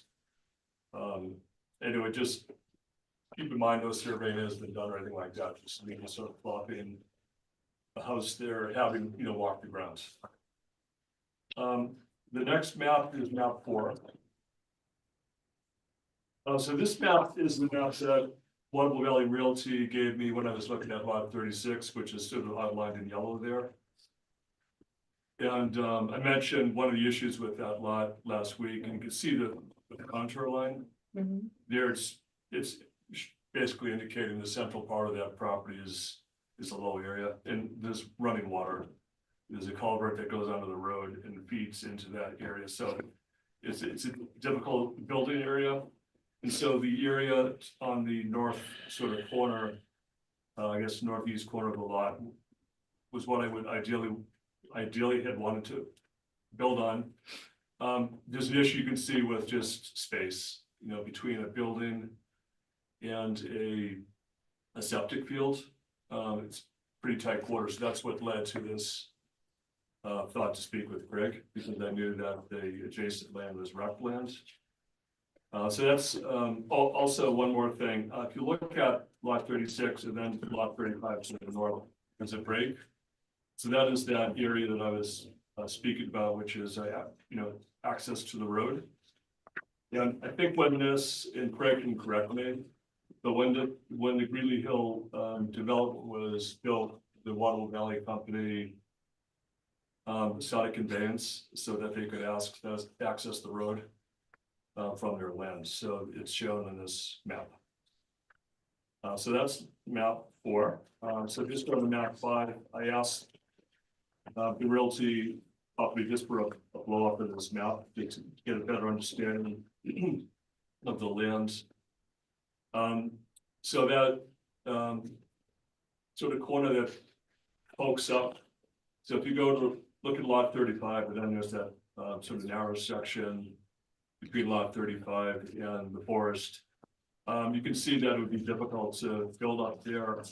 It's basically a straight uphill run. And as you get towards the northern portion of the lot, you can see by the contour lines, it gets considerably steeper. So that would be a tough place to build. I just want to sort of point that out. And not enough room maybe for switchbacks to get up there. So hence that area that I pointed out on the previous map to possibly build a house. And again, there's the gap showing the access to the land from Snows Mountain Road. And then the last map is just Margaret brought up the Snows Mountain Trail. This is just sorry for the scale, but here it is. So that house there is on lot 35, as Margaret mentioned last week. And then so that trail would cross that sort of north-south narrow section of the rec land that we're discussing that is adjacent to the Forest Service boundary. And then the blue line is the Upper Criterion cross-country trail. And that's the trail that would want to ask if I could, I understand it would be with the resort, but to move to the south slightly just to accommodate the building envelope. So yeah, that's basically it. Just wanted to provide a little bit more detail, and just with this detail, hope that would be enough maybe to get an opinion. Do you think it would be a reasonable idea for me to submit a warrant to the towns and rezoning that land if it does get subdivided? A lot of questions. Just for John, I need to leave, so could you seat Margaret in my place for this discussion? I will. Margaret, I'm gonna seat you. Thank you. Okay. Rich is, just for the record, Rich is leaving. Margaret. Margaret, go ahead. So that little piece of land in between 35 and 36, you're saying that doesn't belong to either one of them? It belongs to the piece of land that you're considering? Yes.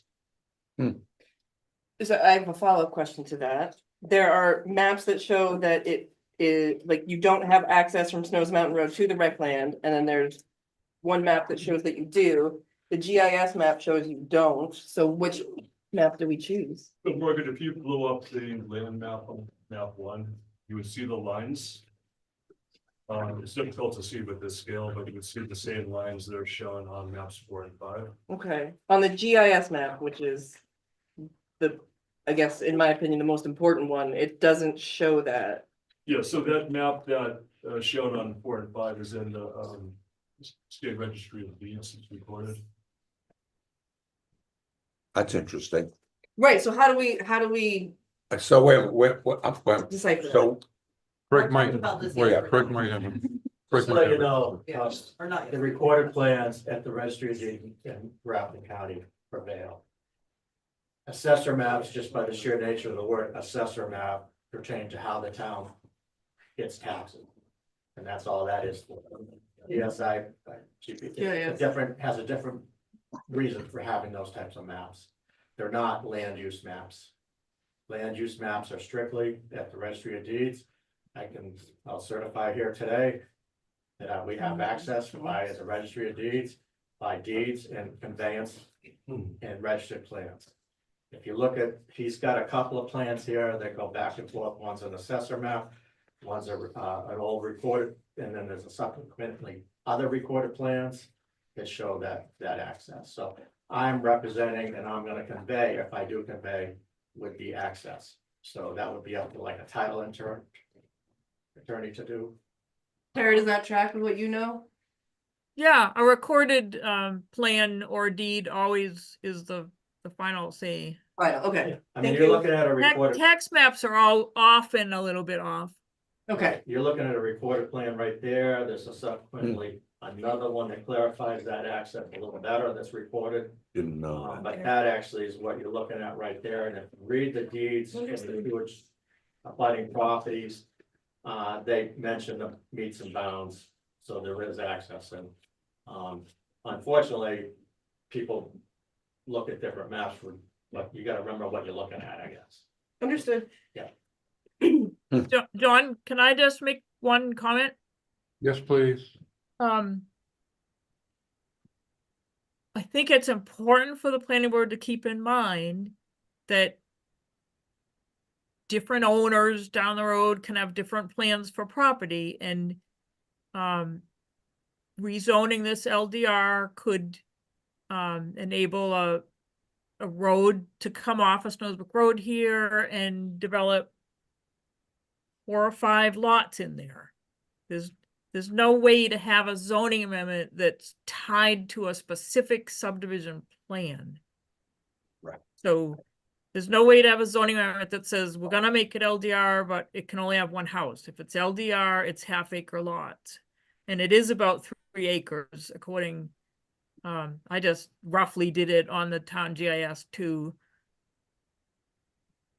Yeah, that was my point in last meeting. Can I make one point on that? Correct, go ahead. The land needs to be subdivided. Once the subdivision is presented, the subdivision plans are presented to you, you can put conditions on those subdivision plans. You can actually say it's a 1-lot subdivision, meaning one single family house. You can actually put that on a subdivision plan. That's different. What he's asking for today is to, because it's the catch-22. What do you do where he's on a time frame to get this rezoned, to get it on the town warrant, because the only time they can get rezoned is in March. And if we miss the March date, then you miss the whole year. But our subdivision can be done anytime. I am gonna come in with a subdivision regardless of what you are saying. I would prefer it to go residential. But there will be a subdivision plan being submitted probably after the first of the year. It's actually in the works at this moment. That take time, and that has to be, but we'll come in with a subdivision plan, and you either approve or disapprove that subdivision plan. However you want to feel, and you can put conditions on it too. A lot of it's gonna be conditioned on the fact is that you can't put 5 lots in there because you're not gonna be able to get the septic requirements, because there's no town sewer up there. So a lot of it's dictated by some of that, some of it's by topo, meaning you can't get 3 lots. You're not gonna drive a road in there and build 3, 4 houses in there. It's just not feasible. You know, physically, it's not feasible. So the best use is residential. That's what he's asking for, is for a zoning change. When we get to the subdivision plans, I think then we can get more detailed on what you want to do or not do. Does that answer anything? Yes. Have you agreed to sell the land to Paul? I've agreed to, we're not under contract, if that's what you're asking. This land is excess to my needs on the golf course. I've been looking at this property for 10 years at this point. Originally, I was thinking about, constructing my own house up there personally. And that's why we had a zoning change many years ago to add a manager's apartment or a manager's domicile into the language. We did come in here and change that zoning, and when we changed some of the zoning under rec.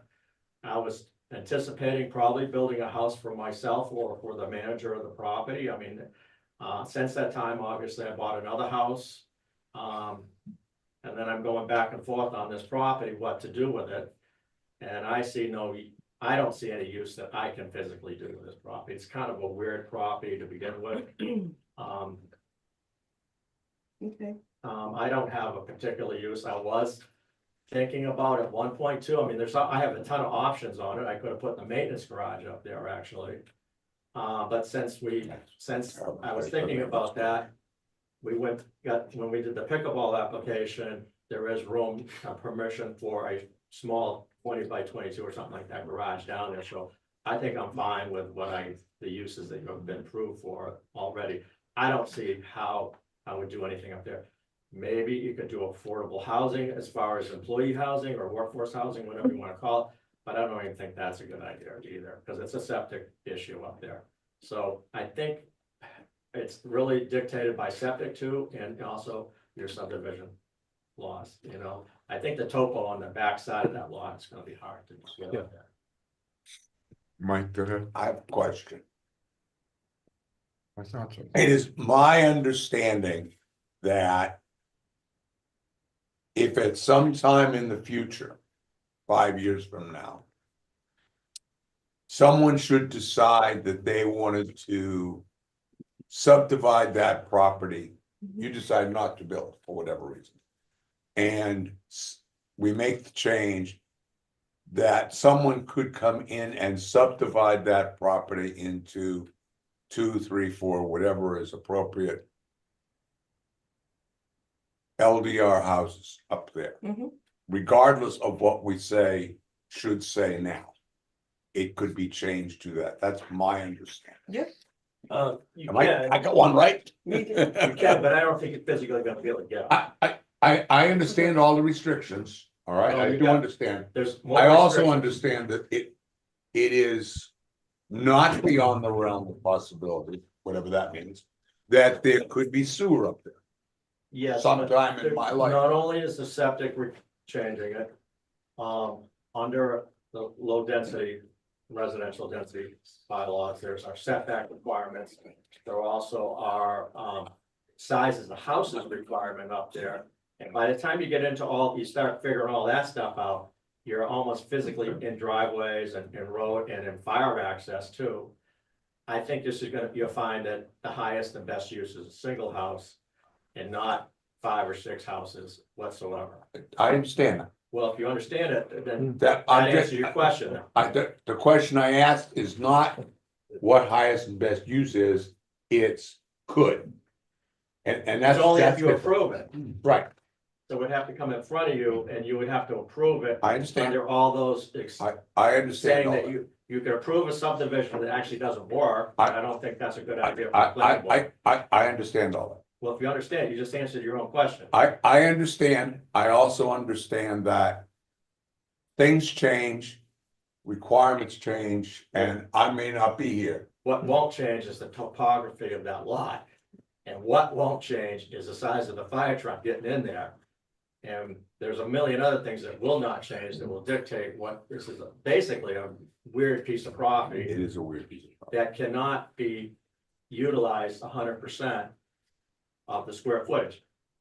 He said, he's representing, I'm not so sure it's 3 acres personally, but that's all right. Because if you look at the other lots, they're only acres. Some of them are half acres, and I don't see how you get 3, but I'll have a subdivision plan that will actually give you the square footage. I don't think there's 3 acres up there, but it's more than an acre. I think your question is not invalid. I just think that if you just answered your own question, with the fact is that you physically couldn't do this. Craig, if Paul was not going to buy this land. Yeah. And you were thinking about doing something with that land. Did I hear you say maybe subdivide? Well, I have to subdivide it. You in would, order to convey it.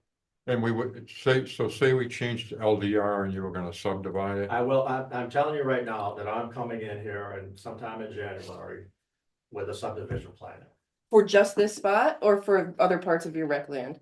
just this spot. No, he has to subdivide it in order to sell the piece to Paul. Yes, but also the same token, regardless if Paul is standing here or not, I'm gonna do it.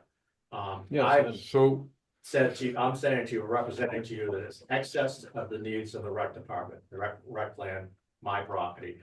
I don't see, I've been looking at this, how I can exploit it, let's say.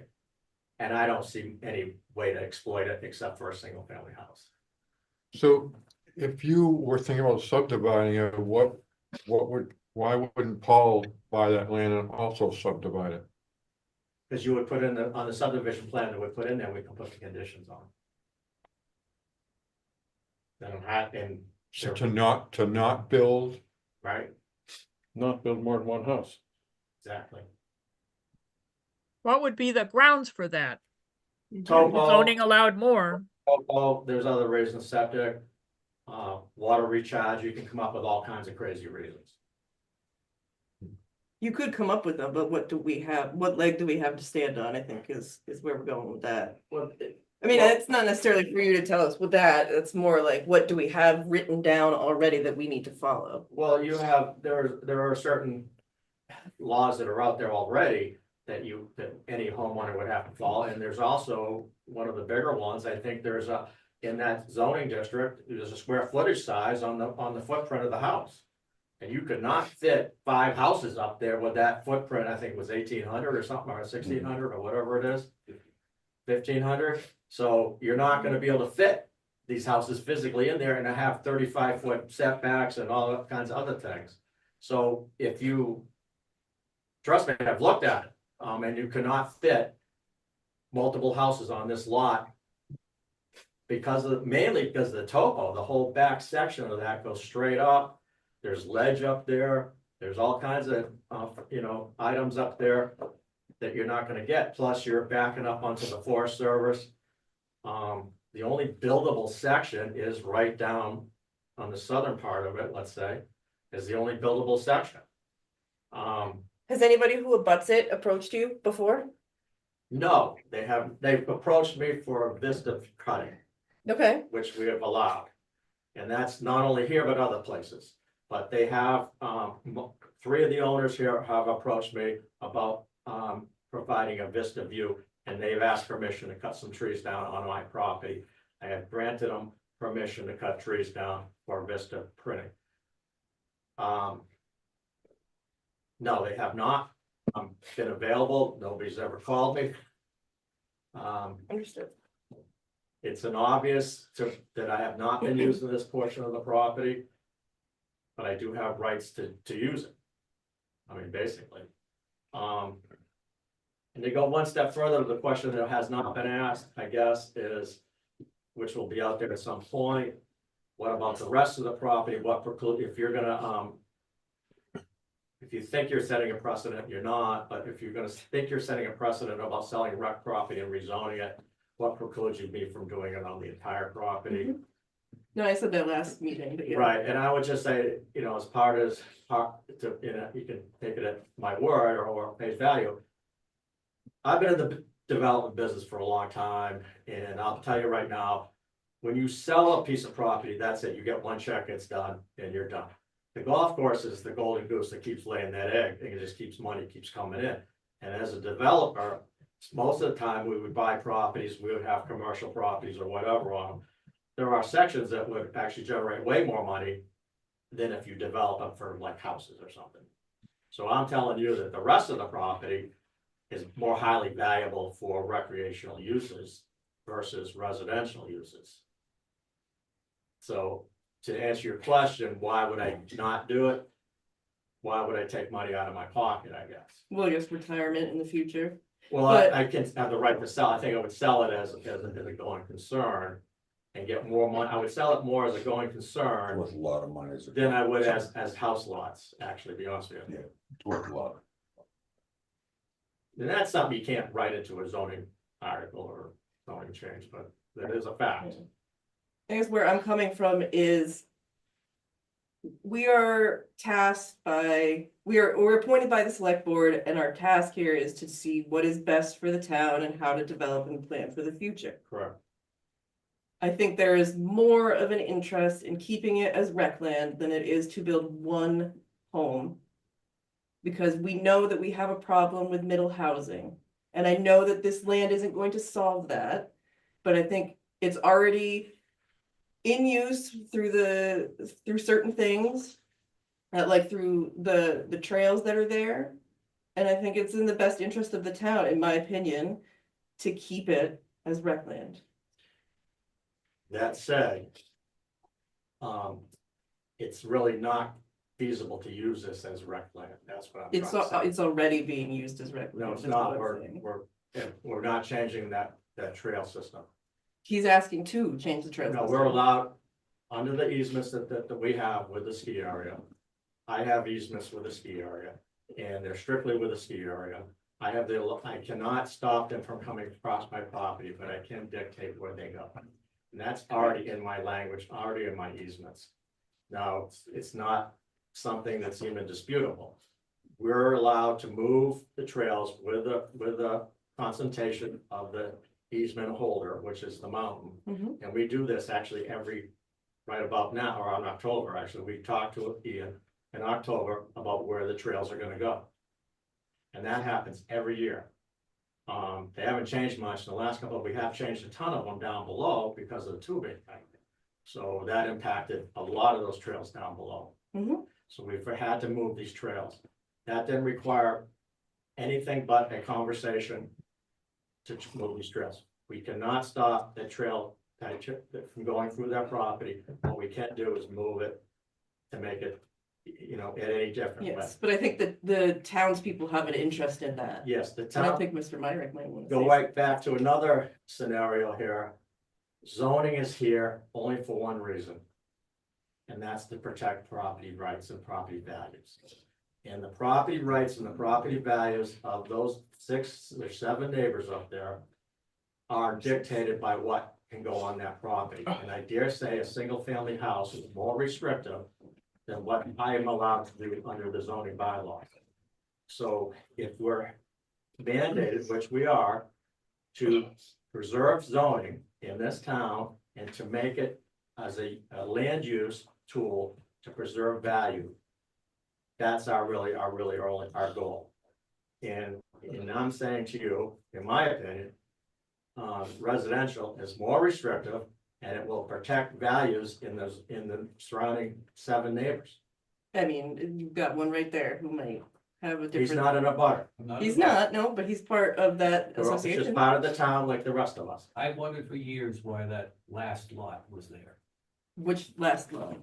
Yellow. The other one, It is developable. You can put a house on it. of course. I don't know how you're gonna get the cross-country trail pushed back far enough that it doesn't impede the house, but that's his. Right. Well, it's kind of ours as well, because, Not really. well, let me finish. Because I cross-country ski, that's what it's a big draw in this town as well. But you need to talk to the leaseholder. Well, that's what I'm saying is once you sell the land to Paul, it's no longer your issue. Well, yes, it is, But it's because I Paul's. pick up the trail right at that dotted line, I'm picking up that trail. On the land in question, it is not. It will No, be but I have to pick up that trail because I cannot impede the cross-country skiers. Yeah, And that is really the only easement I have with them, is that I cannot impede it. Which I don't do, but we do change it, and it has changed drastically in the last 10 years. Period. And that's a fact. And it's been going on and some people are not 100% happy with it, but it is what it is. and for the people who don't know, can you tell me what trails there are, what the name of the trails that are? up I don't there? know, there's Are they- Criterion. Criterion. is the biggest one. It's Which called is Upper used- Criterion. Upper It hasn't been criteria. used in 2 years personally, and then in the last 10 years, I think there's only been a couple of years they actually used it. Mhm. It's caused some problems on our end down at the bottom. Yeah. And we've had to work through that a little bit. The other thing, most of the trail system, there's no names on them, but there is from Town Square to the Livermore, let's say, those trails there, we've moved those drastically. They used to go right underneath that tubing hill, and now they don't. But- So right off the bat, that is a huge movement of that trail. There's something that you said which I don't entirely agree with. And that is when you said that upper criterion is not used a lot. I Not think been that, used in 2 years. let me finish, please. Exactly. I have not skied it in that period of time, of course, I'm not allowed to So ski that's now what's anyway, using. but I've hiked it. You're not allowed to Significant. hike it. Since when? Sure. No, you're not. You have to have, the easement is with the ski area. Unless you have, go Have over you- there I and get a know that. pass that morning, or you have a season pass, that season, you can use it. In the winter, yes, but in the summer, No, it's not. It's strictly for cross-country skiing. It's not a hiking trail. It's not a biking trail. It's not public property. The easement goes to only one person or one entity. It does not go to anybody else. They control it. And it's up to them to control it and get paid for it, basically. Because they're Hang maintaining. on one second. But just in terms of this question specifically about the zoning change, Right. okay? The easements are an issue, but they're really an issue between whoever the property owner is and the resort. Whether that is rec land or whether it does get rezoned low-density residential, that fact does not change. And quite frankly, the resort could go in tomorrow and make a decision that they're done using the trail. Right. That's up to them. It's up to the landowners. And yes, it is used by the community and all of that, but whether it's rec or LDR, that is true. The question that we're talking about here is this zoning change to the zoning map something that the planning board wants to move forward for the 2025 town meeting? That's because we've got to notice it along with the other changes you just approved. Right. And if you're not going to do that, then the landowner or a potential landowner has a right to petition something, but they're under a clock, and we're trying to determine just the yes or no question of, will you move this forward to a public hearing to make that determination? Along that line, we're asking for your blessing, I guess. And Yeah, if you don't agree on it 100%, 7 to 6 to 1 or something, that's fine. But that's all we're looking for is a blessing, so that when we do put on town warrant, it is gonna go on town warrant. I would like to say planning board endorses it, right? Craig, no. If the planning board can move this forward, that's the question. Are you gonna move it forward? Because if the answer to that is a majority vote of no, then they have to prepare a warrant article. And you will have to vote whether or not to support that warrant article, Right. okay? So just trying to keep it focused here on what the question is. But we can't vote, we can't vote on this until the lot's subdivided, right? No, yes, you can. You have a Yes, we can. proposed area to change the zoning from rec to LDO. That yellow area is. So we don't need this, I thought last time we You met, do last not week we need a met. line on the ground But to do that. It makes it easier. It makes it easier to identify if it is surveyed and everything else. But you have a proposed piece of land for rezoning. Presently, the zoning districts don't mirror the lot lines. I can't tell from the graphics that were shared, is it like this, what you're proposing? Yes. Yes. Okay. Presently, the zoning lines, which are out on the map right there, don't necessarily run property lines, because the zoning was changed to recreational zoning, I don't know, one time, long time ago.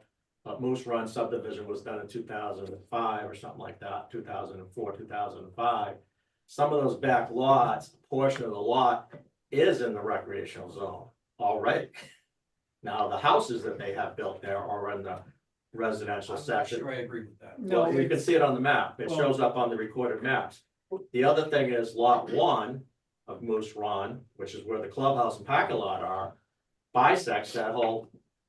It changed, the zoning is rec on one side and commercial on the other side. So that already it cuts down through that middle of that lot today. Mark? What I'm representing to you is we can identify that parcel of land sufficiently to do the rezoning. So it's not gonna be an arbitrary line just drawn. We can put it on a map and put it before the voters if you want to rezone. Yeah, I made this map just, in Yeah. case you did it, so you'd have it. Definitely, go ahead. So I have a quick question. So if we were to move forward to the public hearing and put this on the public hearing for December 3rd, but in order to do that, wouldn't we have to be able to say it's, these are the lot lines kind of a thing? Wouldn't we Well, have you that? are This able, is very arbitrary to no, it's me as not. far, No, well, you I mean, can identify it as this corner to this corner, but can we straight line. So that's all you need to do. Right. It will get surveyed Okay, and an actual line will be drawn in January when he brings in the subdivision request. You would just want to see this line. so for the public hearing, that's. For all the we're- public hearing, we've done it this way before, just. Oh, yeah, and I mean, it would only take me 5 minutes to write that into the language for a notice and warrant article. It's easily identifiable. It's not like we're drawing the line from here to here to here to here to here. You know what I mean? So it's just going from a point to a point. And would Craig need to put anything in specifically to the board saying like, I'm a property owner of this and I support this rezone, like in writing from You have it, Craig? you have it on the record. You're recording this meeting. He's representing to you. that So he's that's, okay with- that's the Sure. record then? Yeah. This seems weird. It'll be in the minutes that he was okay with you guys forwarding it. Where he came and represented himself Yeah. to say. Okay. Bottom line is, it's surplus to the golf club needs. I am, whether we enter into an agreement with Paul or somebody else, my plan is to alleviate myself of this property. Again, I looked at it very heavily over the last 10 years. I believe that the more restrictive zoning is the residential portion of the zoning bylaws. And to protect the rights of the neighbors up there, to answer your question, I've been contacted.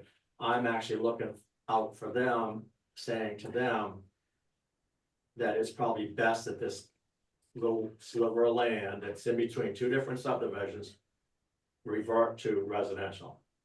And that will protect the neighbors, and the neighbors should be happier that I'm not doing some type of recreational use up there, which would be kind of hard. I mean, that's your opinion on it for sure. I mean, I really don't, there's no guessing how I feel about this. I would like to hear from the other members how you're leaning. I'm in favor of doing this. Okay. Or we could leave it rec and somebody could put a dog park in there. How the neighbor's gonna feel about that. I think what Craig just said is sort of what is getting me to, lean that direction. It's it's the right place to continue the LDR through the existing zoning on either sides of it. Prevent any other kind of use, and we've talked about that for other situations where we don't want something else to happen that is incongruous. It's a big word for me. It's a good one. With the rest of the property around it. I have a question, Craig. That sliver of land by itself. If we rezone that to LDR. Could it be in and of itself be a house lot? Or would it have to be combined with lot 36? No, it complies, the intent was, that's why that line is where it actually is, the line at the Yeah. bottom is there to make it a buildable lot. So what you're saying. I'm representing, I'm selling a buildable lot. So what you're saying, I think, is that. Should that, we can call a sliver, call whatever you want, that sliver be rezoned to LDR. It could be a house lot in and of itself. Regardless whether Paul moves forward with buying 36 and combining the lots. Yes. Okay. The No, other thing. that, I just wanted to clarify Yeah, in another thing myself. along the lines, I mean, and it's hard to put it on this, what we're talking, because Mark is very clear about, it's very cut and dry about what we're doing here right this second. But I can put in the deed when I convey it, that it's only gonna be conveyed as a single family house lot. And I probably would do that anyway, because I'm abutting this property heavily. So I don't wanna see 5 houses up there with 5 drainage tanks coming down the line. I mean, I'm gonna see everything that comes down the hill anyway. I probably will put in some conditions. And one of the conditions is that if I sell this property as one lot, it will be one single family house lot, never to be subdivided. I can do that myself personally. Yes, you can. In the deed. And I'm representing that I probably would, only because I own 30 acres below it. That I don't want to see 5 more houses up there with 5, and I live on Snows Mountain, I don't want to see any more traffic. I should just throw in that, at this point, I'm not sure, and it's unlikely that lot 36 is a possibility. I've been trying to get, some response from the owner of that property since August. And I've been unsuccessful, so. Who's the owner of that property? I don't remember the name off the top of my head, but they've always said it was. I'm not sure how you pronounce it, Caryo. What is that again? Caryo, Carol, it's been in their name for a very long, it's on the old deeds and stuff. No, it's a really.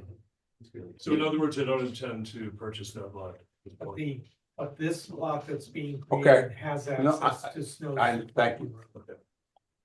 So you're not creating a landlocked Right, lot. right, by right. doing this. Bill, you had your hand up for a while. Wait a minute, it's 36. Excuse me, Mike, It doesn't matter, he's gonna keep going. Michael, excuse me. Yeah. Go ahead, Bill. I think one of the important points of this is that Craig's gonna propose a subdivision, whether we approve it or not.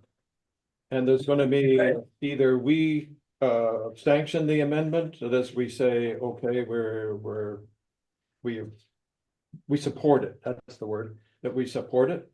And if we say no, we don't support it, Craig's gonna still go ahead and there will be an individual amendment proposed. At least for the town meeting. If he gets enough signatures to the petition. Enough signatures, they would go out and they would have to go through the petition process. Do you know how many signatures? What I'm trying to, what I'm driving at, 10 or 10. 12. No, that's not. It's nothing. is whether we approve it or not, Craig's still gonna go ahead with his subdivision proposal. And, but if the zoning change Yeah. doesn't pass. It's not a lot that can have a home on it. He would be creating a separate rec parcel if he subdivided it. Okay. Right, and the only homes that can be on rec are caretakers. So separated from the golf course, it could no longer be justified as accessory to the golf course to have a home on it. All right, then I'll propose a question. Question is whether we approve or not in this meeting, could Craig propose an amendment to change this land to LDR? Yes, they can petition it. Okay, then I think that's what he'll do. Yes or no? Yes. That's a question to Craig. Definitely, because like I say, it's access to my needs. And if I thought it was more valuable as rec land, I would have continued to keep it as rec land. I would have easily exploited it for some reason. Yeah. Even if you subdivide the property, as long as it's still in the same ownership, I could put in a manager's apartment house. So what I would represent that, one, it's gonna get subdivided, two, there probably will be a house here at some point. Or I got a list of other things that I could physically do with this, and maybe keep it for the next 10 years, and the next guy might wanna do something different up there, I don't know. But we're representing to you that it is gonna be subdivided. I can give you a proposed deed on that subdivision, and you can make that requirement. And the deed can say specifically that I'm conveying this as a single family house lot, and there shall be no other subdivision of the property, let's say. And that's fine with me. Okay. And I think you're gonna protect, your charge here is to protect zoning. And the Yes. reason you're protecting zoning is here for property rights. Yes. And the property rights are, I think, my personal opinion, are fulfilled by changing the zoning to residential. Good. Okay, I think conditions of that nature would be suitable. But that's for January. Yep. If he does a subdivision. Okay. So So our question is, go ahead, state it again. the yellow area that's shown on that map, rezoning that from ref to LDR should Tara write up a language for that, Okay. yes or no? So can we, John, can I Motion. ask a Make a question? go ahead. I thought, and maybe I'm wrong, that lot 36, as it is currently configured,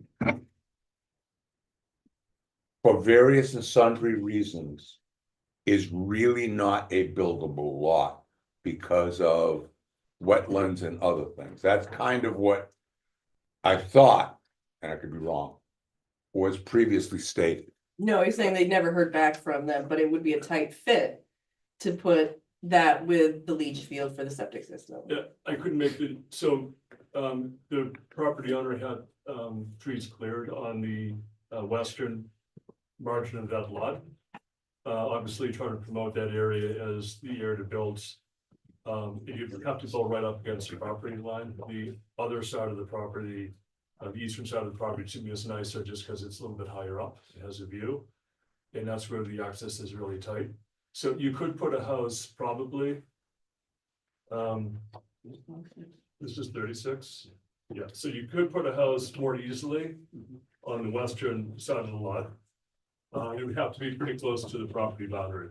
I just wanted to see. Yeah. No. If you look at the, see this, see that, Yeah, that's the low area. yeah, Yeah, yes, almost. yeah, so you'd have to hug that property line. Yeah. House in there, and that ground is really low. So So, yeah, that's so gonna get wet. it's, Mike, so you this- have to have a septic. It's utterly irrelevant to this question. What happens to 36? I just thought I'd ask, because that's what was the reason he was going to do it. Craig, if for some reason lot 36, the owners right now do not want to sell that property, but you still want to go forward with going for LDR. All right, just to get, Excuse let's me, clarify. the Excuse me, first. wait a minute. And lot 36 doesn't get sold, and you still go with LDR request. Can you can approach that land with that little dog leg right there on Snows Mountain Road? Is that what you're thinking about? No, I'm not approaching anybody. I, The only reason that 36 comes into play here is because that's how I met Paul. All right, that's not my question. but your question has nothing to do with what I'm doing. Yeah, it does. How are you, if you change it to LDR, Yeah. how are you going to access the land? I have frontage on Snowden Mountain Road. Yeah, it's going, Like that little, Yeah. right here, that little. This little piece, That's what I just asked. yes, yes, frontage on Snows That Mountain. little I see piece it, there. I just asked you. Yes, I have. That's all. Deeded, Grounds. That's the recorded plans, very back Yeah. to. Right here. What's your name? Can we, excuse me, you guys, hello, come on, we're not trying to have a meeting here. hang on for a minute. I do have access, and I'm representing that I'm selling a property that has frontage on Snows Mountain Road. Right. Right, but for the camera and other people that are listening, they don't know that, so that's why I'm asking you the question. They don't know that because, let's see, there's a bunch of maps here, because there's a bunch of them. They need to look at the right. They do, right. We will do this during the public hearing that you're going to have if you move this forward.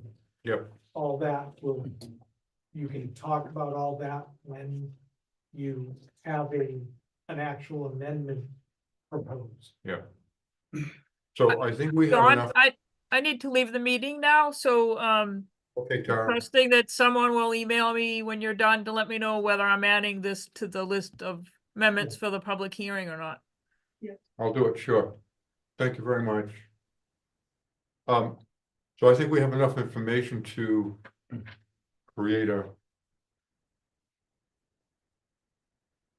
I'll give it a try. Okay, I move that the planning board approve a zoning amendment proposal for public hearing, changing This property. the portion of Craig Larson's land from recreation to LDR. Can I leave my name out of it? No, No, well, it's as Your land. shown on the map. How am I gonna identify it?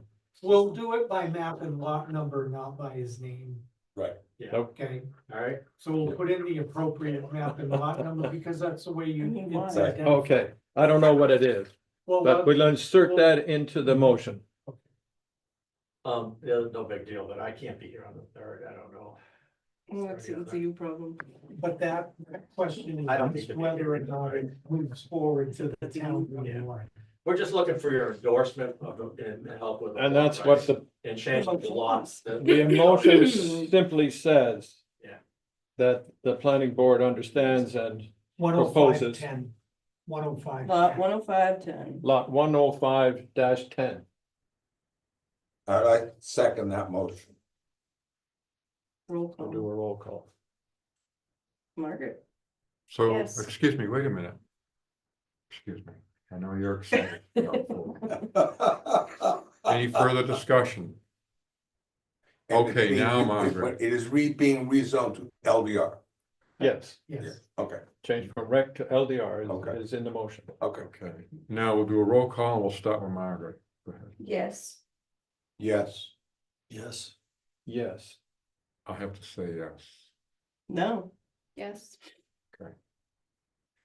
so motion passes. Thank you. Okay, Thank you for your time. okay. I appreciate it. I will say, we are opening rec land. For Well, what Well, wait a purpose? this isn't the end. No, but still, I feel like, It's not the end. The owner I'm not- property rights. We're only is requesting, so- Just moving it forward. just to the moving public it forward. Right. Now, this has to go through a public meeting still. yes, sir. Public Yeah. hearing and then your vote after the public Yes, hearing. that- to that- Move it forward right. to town meeting for Right. a vote at town meeting. So Correct. there's still three A lot steps, more steps. there's yeah. 3 votes to three go. more steps.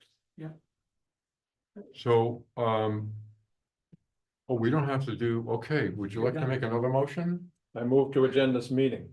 Second. All in favor? Aye. Just do an aye or not? Do you know when the public meeting on that would be, or December exact? 3rd. It's on the third? 6:30. At 6:30 at night, we already have a meeting scheduled. Somebody bringing dinner? Thanks, everyone. Thank you I, again. I understand your reservation. Thank you, Paul, I appreciate I your faith. I understand it. Would like more And I may information vote from me, no. contacted